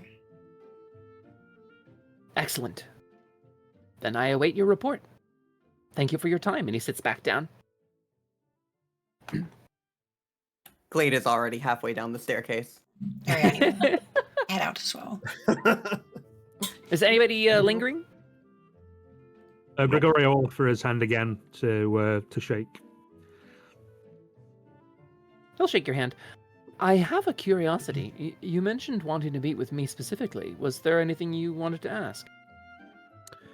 Well, I mean, I suppose it could wait until we return, but I currently find myself without patronage for my research, and I was wondering if I could perhaps petition to be taken on board as a member of the guild, but as per your generous offer, it appears I will be able to prove my worth to you by solving this little problem you have with the gloom, yes? He smiles, and he thinks for a moment. I suppose putting all of my faith in the guild is a little bit putting all of my eggs into the same basket. But yes, you would... Should that be your ultimate objective, then I would not stand in the way of an invitation to the guild, especially should you find some secret to the Curse of Gloom I have been unable to. Gregorio, it has been many years since the curse fell our kingdom. I have worked tirelessly to attempt to uncover its source. And I, despite all of my years, have found nothing. Well, luckily you have brought on board a man of science. Perhaps my alternative viewpoint will elucidate some more prominent solutions to the problem. Perhaps a level head is what we've needed all along. I can only endeavor to provide this. I do not allow myself to be led by my emotions. I am a man of science, I'm a man of fact. I will go to this mountain with... he just kind of gestures vaguely in the direction of the party. I will go to the site of this fountain with my new companions. People. The people. With my new companions, and I will make a level-headed decision, whatever we find, whether or not this fountain does prove to be the solution, or if it proves to be the cause. Either way, we will make an informed opinion, and I will not act rashly in this situation. I view this gloom as a simple problem to be solved, and with I believe with our powers combined, we will hopefully return with satisfactory results. Perhaps science is the ingredient I've been missing all along. I look forward to your report, Gregorio. Please, go with my blessings. I will return swiftly. He nod to him and turn around and walk away. Go to catch up with the rest of the party. And then with that, you make your way back out into town with a new quest under your belt and a new task to fulfill. You now find yourselves in the courtyard of Castle Grey. I don't have a map for this, but the castle is yours. Its crumbling walls and crooked edifices, yours to explore. No stone is off access for you to overturn. So what do the five of you newly empowered do? Ariane is looking at Gregorio with a bit of a frown. Gregorio, So is Ginga. you mentioned that you avoid bathing. Is this true? I did not say I avoid bathing. I said I have to take serious care with it, my dear. So you do bathe? I do bathe, yes. It's Okay. simply If he takes didn't, that me a on li- would shock him. It simply takes a little bit longer than usual, and I have to be a little bit more careful. But no, I assure you, I do bathe. That They were is kinda really... lit- Rena's with him. Rena's They're like, kinda- y'all don't understand the science behind it. Like, He'll kind of sniff his arm a bit and be like, I'll admit I did just arrive in town and was having a luncheon when the goblins attacked. I was planning to bathe at my inn room in the evening, perhaps, but, well, you know how the afternoon has played out so far. Well, I would certainly recommend bathing before we set off then. It may At be a least while. once a week, at least. It may be some time before we It is- are. everybody just looks It at is Blade. quite easy to lose track of time while one is traveling. Baths can be difficult to come by. Indeed. Gregory Access is to- just going to kind of look to Ginga, kind of frowning, like, and kind of mouth, is it that bad? I don't care what you smell like. Speaking of taking a long time, you did linger back in that office after we left. You have a nice chat? Stop Yes. investigating him. Right. Gregory We kind of should... look They between the two. Cross their arms and... It's a valid concern. What'd you talk Gregory will... Oh, sorry. I was like, Gregory will like walk right up to Ginga and kind of stand over them and just say, sorry, I don't believe Ginga that... will reflexively, as you approach, pinch their nose just to be sure. Oh, come now, it's Damn. not that bad. I can... If I had a nickel for every time there was a dude with a Germanic accent and spellcasting who was kind of stinky at the start of a campaign, I'd have 2 nickels. Oh, no. Rena just walks past him and shrugs. She is constantly traveling and out in ruins. She's like, she probably also smells. The only thing that's keeping her like undercover is that Popo is covered in flowers. I smell like wet dog right now. Like she'll bathe when she can, but like she usually doesn't have access to it. She's like, she probably just stinks too. Ariane smells like She don't care. perfume.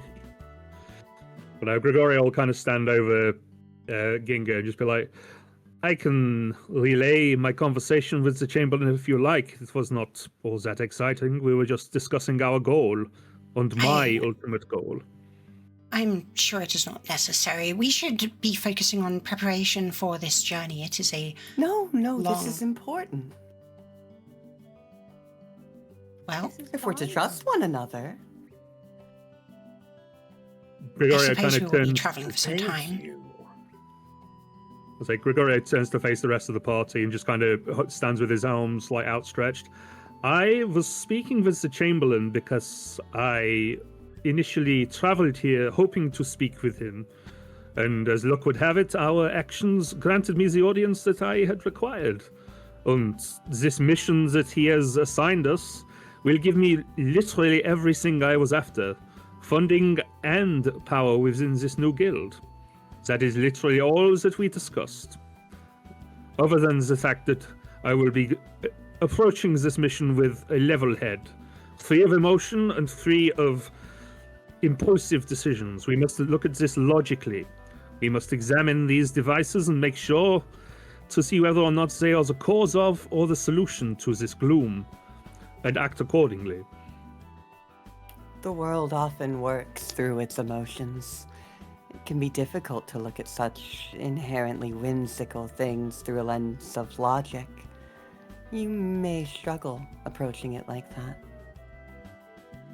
A lens of logic might be the thing we need to cut through the whimsy and the wonder and get the cold hard facts that we need. Perhaps. Perhaps. Well, regardless, we should make sure that we prepare for the journey. It is a long journey. Are you all... do you have plenty of rations and I had only filled planned water to skins? stay here for a day. I am as ready to travel as ever. That is perfect. We should be extra careful. It would be most unwise to be caught without. I don't know if any of you have experience traveling through. We would be going up into the mountains. I am familiar with the rigors of such a journey. I've traveled, but not up mountains. Definitely keen to get a little bit taller in the process. I'd love to see from higher up. I You know, hail once in my from life. the mountains, so I am well versed in traveling them. If you want to be higher up, you could. You're welcome to ride on the back of my horse. I will happily take you up on that. There are End up rules for like this, and towns it all is across this doable. region. It is doable. Oh yeah. So you I've been currently have the deployed to freedom towns and cities all across this region. I have no problems traveling. And My journey here was uneventful, and I didn't have to use any of my supplies, so I am pretty much ready to travel again. And you will have no trouble traveling with members of this party that are magically inclined. I'm aware of your order's history.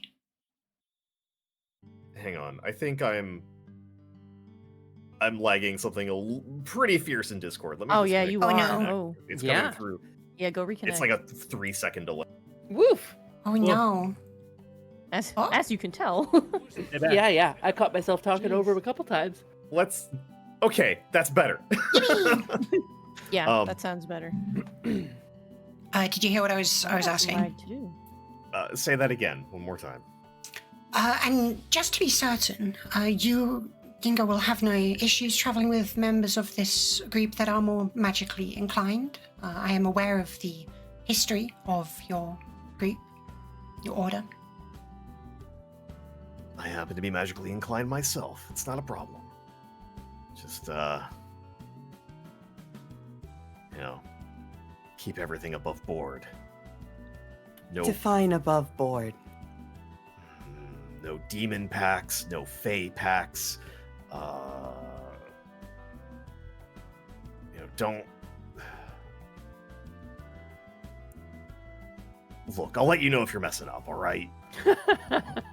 I'll just be sure Running not through the to list tell going, you. this is actually long. I would be It's a very long surprised. list. I would be very surprised if a priest of Solmus and two techno-magical individuals were secretly in pacts with demons. Gregory, But look you for a never second. know. I Gregory say, is like, holding my thinking- arms up scarily. I- I haven't made any Indeed. demon pacts this week, at least. Well, Is that for the I- joke, my dear? Right. I just meant to. I want to make sure that there will be no issues with our cooperation. We will be together for some time. Look, we all have the same goal here. Save the kingdom from the gloom. Ascertain whether or not this fountain could potentially stop or accelerate that. That's my main focus right now.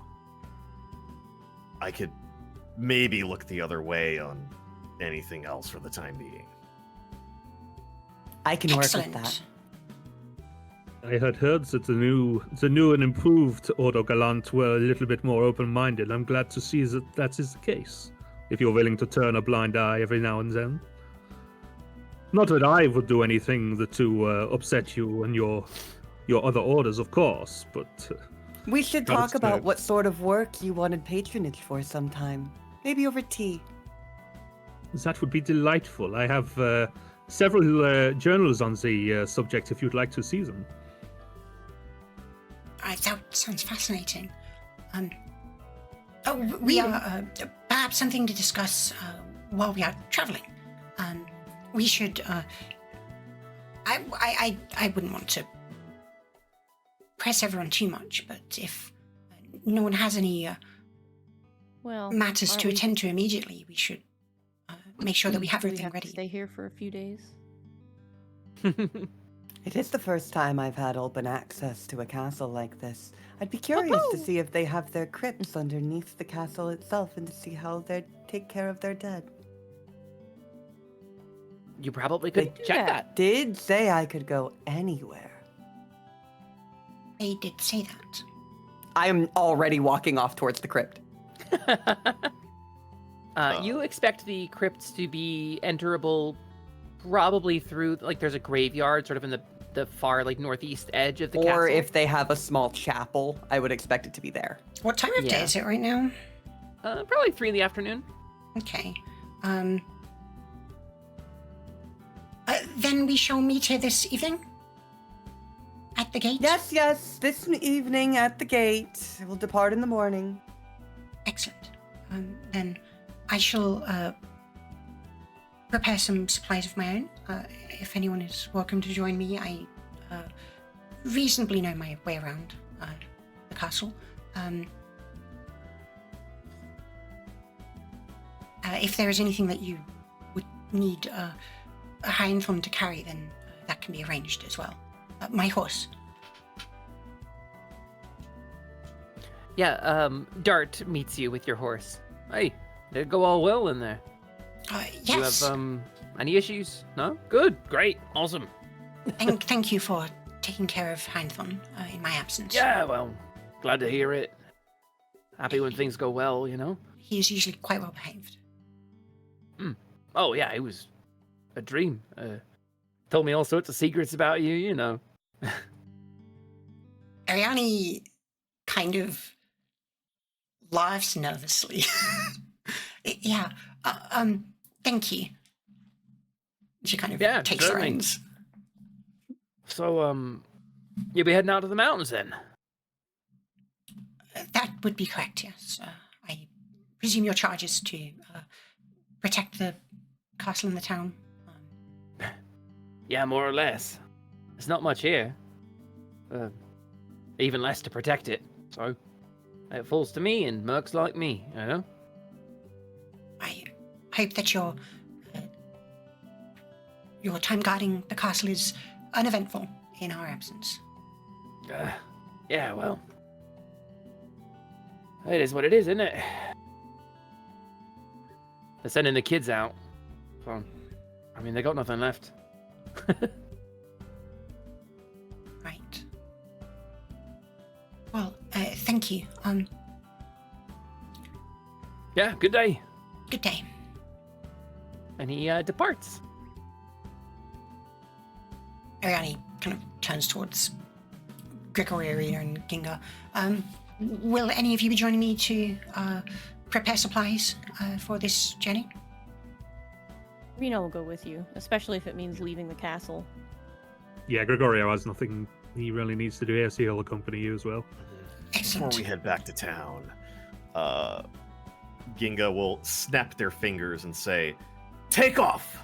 And the armor that they are wearing transforms into just some average traveling clothes, a cloak, a cloth tunic, pants, some leather strappings, nothing overly fancy. Just having a fucking having the I don't know, Kamen Rider vibes. It's just so fucking appropriate. Yeah, right? Right? Like if ever we were playing a TTRPG system where it was the right character to play.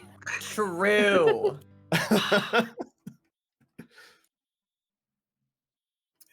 It's better if people don't see me coming a mile away in my armor. And they'll pull a cloak hood over their head. Ready when you are. So, with that said, a couple of you are going separate ways, and I think we'll start with Glade, who I think is going off on her own, right? If no one's following, yeah. Glade, you make your way. There is, in fact, a little chapel. There's a small, like, outdoor temple with a gazebo. It's nothing fancy. There's a stone altar. There is a statued icon of Lyria there. And then off, kind of tucked into the corner, you also see a couple of small shrines bearing the symbols of a few other deities. You see Ascaros. You see a shrine to Tamer, the Wanderer. There's a couple of different various deities that are less popular, but still there. You don't get a Lameth or a Lilatha in here, but you do get kind of the surface deities. And there is like a little, it looks like a cellar door almost, set in kind of diagonal to like a stone arch on the outer wall of the castle. Well, I have papers that will let me go anywhere. You do, and there's no one guarding them. The door is locked.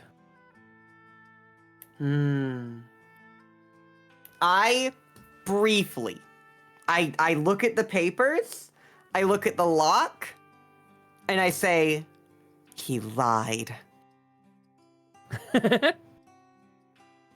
And I spend my time cleaning the church as best I can. You spend some time tending this little shrine, and as you are so doing, you hear a soft chiming, like a wind chime, somewhere nearby. It's just at the edge of your hearing, and you look up, and it fades every time you look or notice it. And you find that if you don't turn towards it, you can hear it more clearly. Just a little tinkling wind chime. I try to pay as little attention to it as possible. I don't want to scare it off. It settles in, tinkling its little chime song fairly comfortably. After an hour or two of tending the shrine as the sun is going down, and the chilly, like late summer, early fall air sort of starts to creep in, you hear a soft click from the direction of the crypt. I go back out and see if it's still locked. It is not. It has been unlocked. And I open up and climb inside, but I offer a quick thanks to whatever it was. Silently and wordlessly, it didn't want to be noticed, but I still thank it regardless. You make your way into the crypt, and I'll tell you, over the next few hours, you find a long and storied tunnel filled with well-preserved dead. This is a family that keeps its dead in accordance with ancient Soulmite tradition. Being this close to the literal gateway to the land of the dead, like if you were to take a little boat across the jagged rocks to the northwest, through the desert, through the Pale, and then across another set of mountains, and then through a boggy marsh, extremely forbidding journey, there is a literal hole, like 100 miles away from here, that you could walk down to the land of the dead and meet your deity. Like, that's just the structure of the world here. And so this is a kingdom, this is the closest point of human civilization to that. And so you find that they keep their dead in very, very strict accordance with Soulmite tradition to prevent things like undeath or undue rot or dishonor, and everything is very well maintained. Although you I don't am soothed by this place.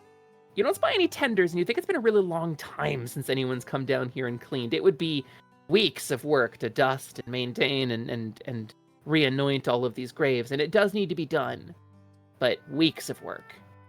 I do what can be done in one day. The entryway, the first and most obvious memorial plaques. I start where is reasonable, and in all the dust, I write instructions for what should be done next, just in case someone else finds it next. First and most obvious, you find King Irius. King Irius passed away sort of towards the end of spring. This guy, he was the son of Galorum Grey III, who is also buried in Galorum Grey II, Galorum Grey I, all the way back. But King Irius has an epitaph, and it said, "Gone too soon, may he rest." And there is a carved sarcophagus to look in the likeness of the king himself. And as your hand brushes past it, you have a moment of tension. The hairs on the back of your neck stand up. But you look, and you don't see anything. Stone sarcophagus with the lid firmly attached. The dead have a way of speaking, even when they're long gone. I Do you brush it take off a moment as- to listen? If there is something to hear, then absolutely. You pause, and you place your hands on the sarcophagus. Find some more appropriate music. Let's go here. Why you don't... Browser extension. Excuse you? Huh? This one song doesn't want to play on Watch Together. We I've gotta had get that a happen. better... I've had that happen. We gotta get a better thingy. Give me 1 sec. Sure.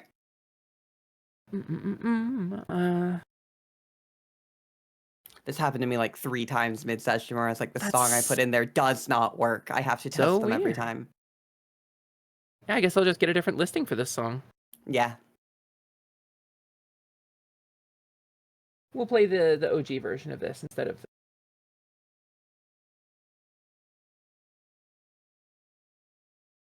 There it is. You put your hands on the sarcophagus, and you look at the stony, impassive face of the former king. And knowing the stories, he was gone for some time. And then with the death of his father, he returned. He took a wife from the Southlands who he'd never met before. And the stories say that while he was a good king, he didn't smile. And the Curse of Gloom drove him slowly mad. Until he was reawakening ancient orders to go on witch hunts for him and sending squads to hassle his own populace. A curfew, still in effect, in fact, preventing people from traveling under cover of night. The word tyrant was whispered in his final days. Here he is looking kind of impassive. But you feel as if that's not the whole story. And something aches in your heart when you look down at this stony face. And it occurs to you that the sarcophagus of Queen Fia is not next to his. It is kind of tucked away. Often kind of a shaded corner near the royal family, but not buried with them. And when you look at Queen Fia, you see the distance and you feel it, and it feels like a gnawing ache in your chest. There is a sensation there of grief, but a different kind of grief than maybe you were expecting. Loss. A sad, hollow memory. There is unfinished business, and there is pain. And while he was laid to rest, he brought secrets to his grave. I take all the time I was going to spend here on these 2 things specifically. There's only so many hours for me to do this, but those 2 sarcophagi I can fixate on. And when I've finished, I've said my prayers, I've wished the dead well, I take that red ribbon that I kept from that invitation, and I use one of my knives to cut it in half, and I place both of them alongside the the top of the head of the faces in both of the sarcophagi. King Irius and Queen Fia, Yes. you place this little ribbon atop Queen Fia's sarcophagus. Well, first you place it on Irius, and it feels like a kind gesture to one departed in sickness and madness. And you spend a moment performing some rites, and it feels like the gesture is appropriate. You make your way to the sarcophagus of Queen Fia. It's white marble. It's expensive, but it is not carved in her likeness. It is simply labeled Fia, Queen. And when you place the red ribbon on it, something tugs at you, and you realize your sleeve... Hang on. Oh, yeah. It just says Fia. I go outside. I pick what I can. It's mostly weeds, but I weave together a small crown made of flowers, and I tie it off with the ribbon. A queen should be honored as such. You find And I place that on her head instead. As you reach down to do this, you find your sleeve caught on a bramble. There is a bramble, a thorny root that has jutted through the wall, and you realize there are brambles sort of coiling around the bases of this sarcophagus, as if they have grown towards it. But the gesture feels appropriate.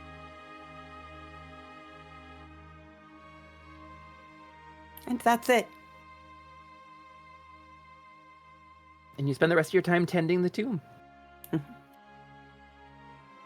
As for the rest of you, you make your way into the town, right? Mhm.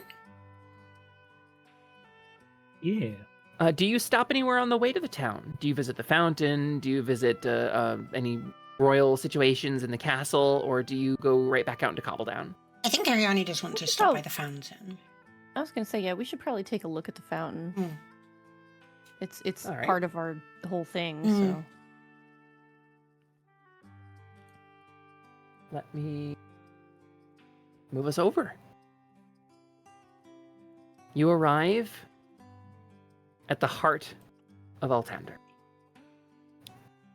Here, this once beautiful fountain once featured a tall statue of someone.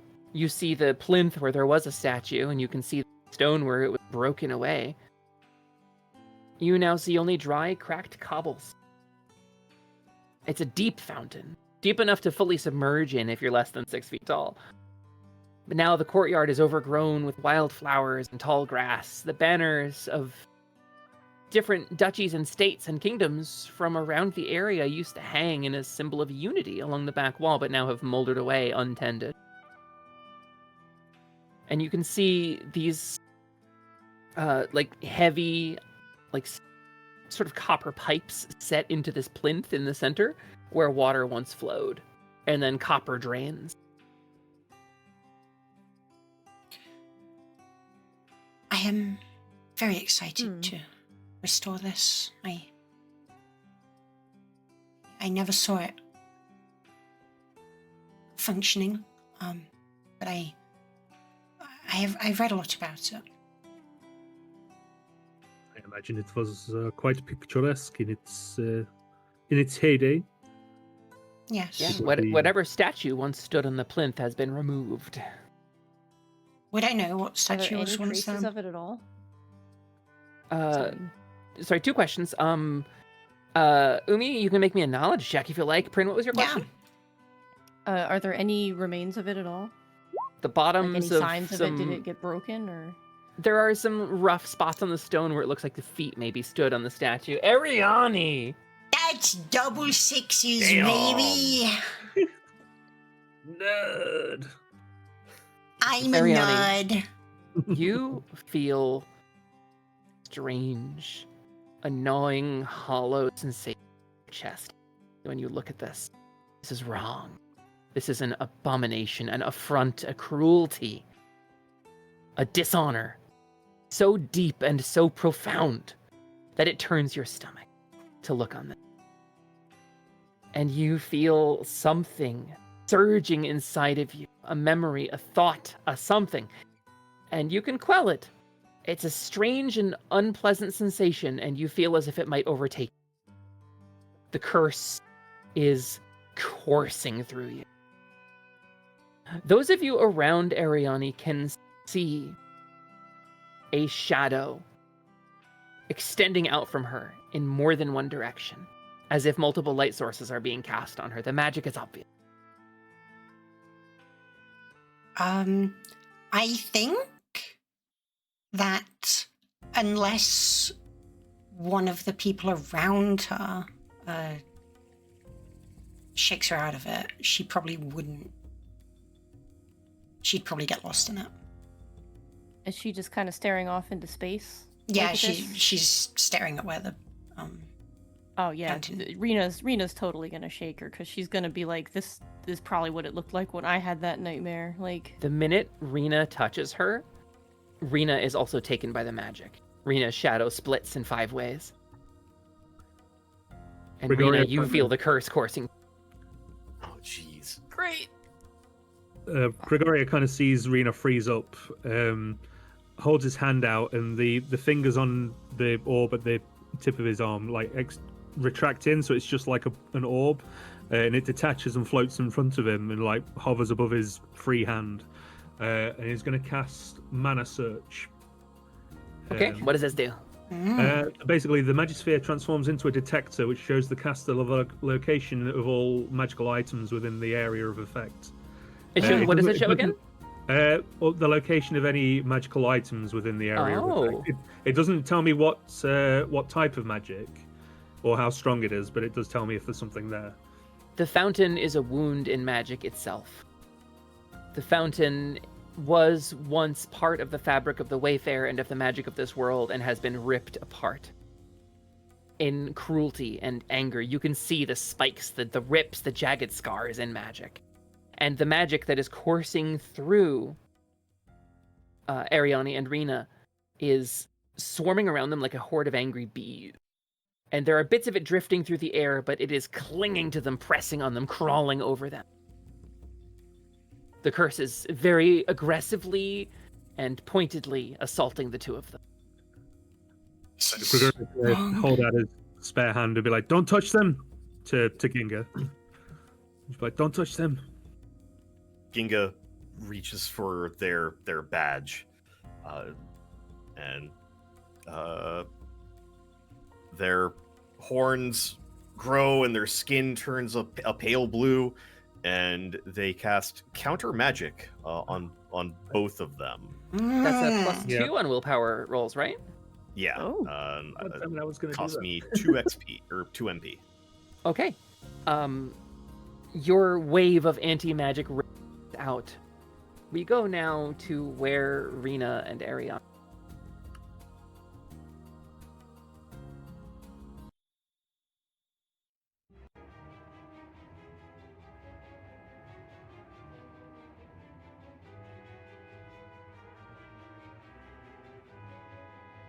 Rena, Ariani, you are somewhere dark and vast. Stars and nebulae swirl around in the first vision that you saw coming into this world. And there before you drifts a colossal, impossibly serene and dead shape. This humanoid outline of a woman is titanic in a way that cannot be described. She has features that cannot be seen, and a countenance that cannot be beheld, and from her begin to swarm tiny, angry splinters, crawling out across invisible walls, traveling invisible conduits. As the two of you stand on something that feels like reflective water, they begin to come closer and form into little, horrible, monstrous beings. Rena, Ariani, as this woman notices for the first time this impossible, colossal figure. Ariani, you remember the statue of her. The face was very different. Now all you feel is death and malice. Both of you roll a willpower save. Okay. What a good reward for getting 2 6s. Thanks, Ariana, you nerd. There we go. No, this is great. Knowing that knowledge rolls can actually go wrong and stuff, like, that's neat. Ariani, you feel something jerking you from behind, like a hand wrapped around your spine trying to pull you backward away from this. Do you fight it, or do you give in? Ariani sees Venus here too, right? Yes, you see each other. I don't know what's happening. Ariani's gonna, I think she's gonna take Rena's hand and try to, like, accept whatever force is pulling her, and bring Rena with her if she can. Rena, do you go as You know, well? let her. Yeah. As Pulling the us away crawling, from these dudes. splintered figures grow closer and closer, countless thousands swarm. They threaten to overwhelm you, and you are yanked, tumbling. You hear a voice cry out in a cry of despair and anguish. No! And it fades into the distance. And you find yourselves splayed out on the ground in a courtyard where there is an overgrown fountain and your friend. Rena hates it here. Everyone else, they were only gone for a second. Were they physically gone? No, they No. were just spaced out. Yeah. The curse recedes, the shadows once again returning to normal, creeping into the edges of this place. The wind is still, the smell of stale water comes from somewhere. This place is befouled in a way that is perhaps more than you expected. Yeah, no kidding. Rena, Ariani's kind of You looking okay? around for Rena. Hey, are you all right? Upon seeing that Rena's there and is fine, and then seeing the others also there and fine, and that she's just in the courtyard again, Ariani kind of starts to calm down a little bit. We should What happened? Where were you? we should step out of this area. We'll talk about it later. We ought to compare notes and see if we saw the same thing first, and I don't want to do it here. I don't like this castle, man. I think it sounds like we did. Let's go. Then you leave the broken Heart of Altander behind and depart the thickest and cruelest part of the curse. And you make your way back into town. And before you know it, the rest of this feels a little bit like a bad dream. The light returns to normal, your heartbeat slows and goes back to where it should be. And you find yourselves once again in the streets of Cobbledown, where the people are going about their lives, albeit a little sad, a little muted under the effects of the Curse of Gloom. But life continues. Life goes on for these people. Above the castle, high to the north, you see mountains spread like wings, and you know your destination lies above. So soon, perhaps in the morning, after a good night's sleep, you will set out on your journey. Find perhaps the missing Knight Commander, up-jumped by default when the Knights defected. Perhaps you will find the source of the clogged fountain itself. Perhaps you will uncover some answer to the mystery of what just happened, or why the fountain is closed, or what the Curse of Gloom is. Well, we know for why now- it's closed. That happens. For now, we pull the camera back out, and we gaze once more upon the expanse. Stars, nebulae, drifting worlds beyond counting. And we'll wrap session, and we'll return here at the start of your journey next week. Yippee!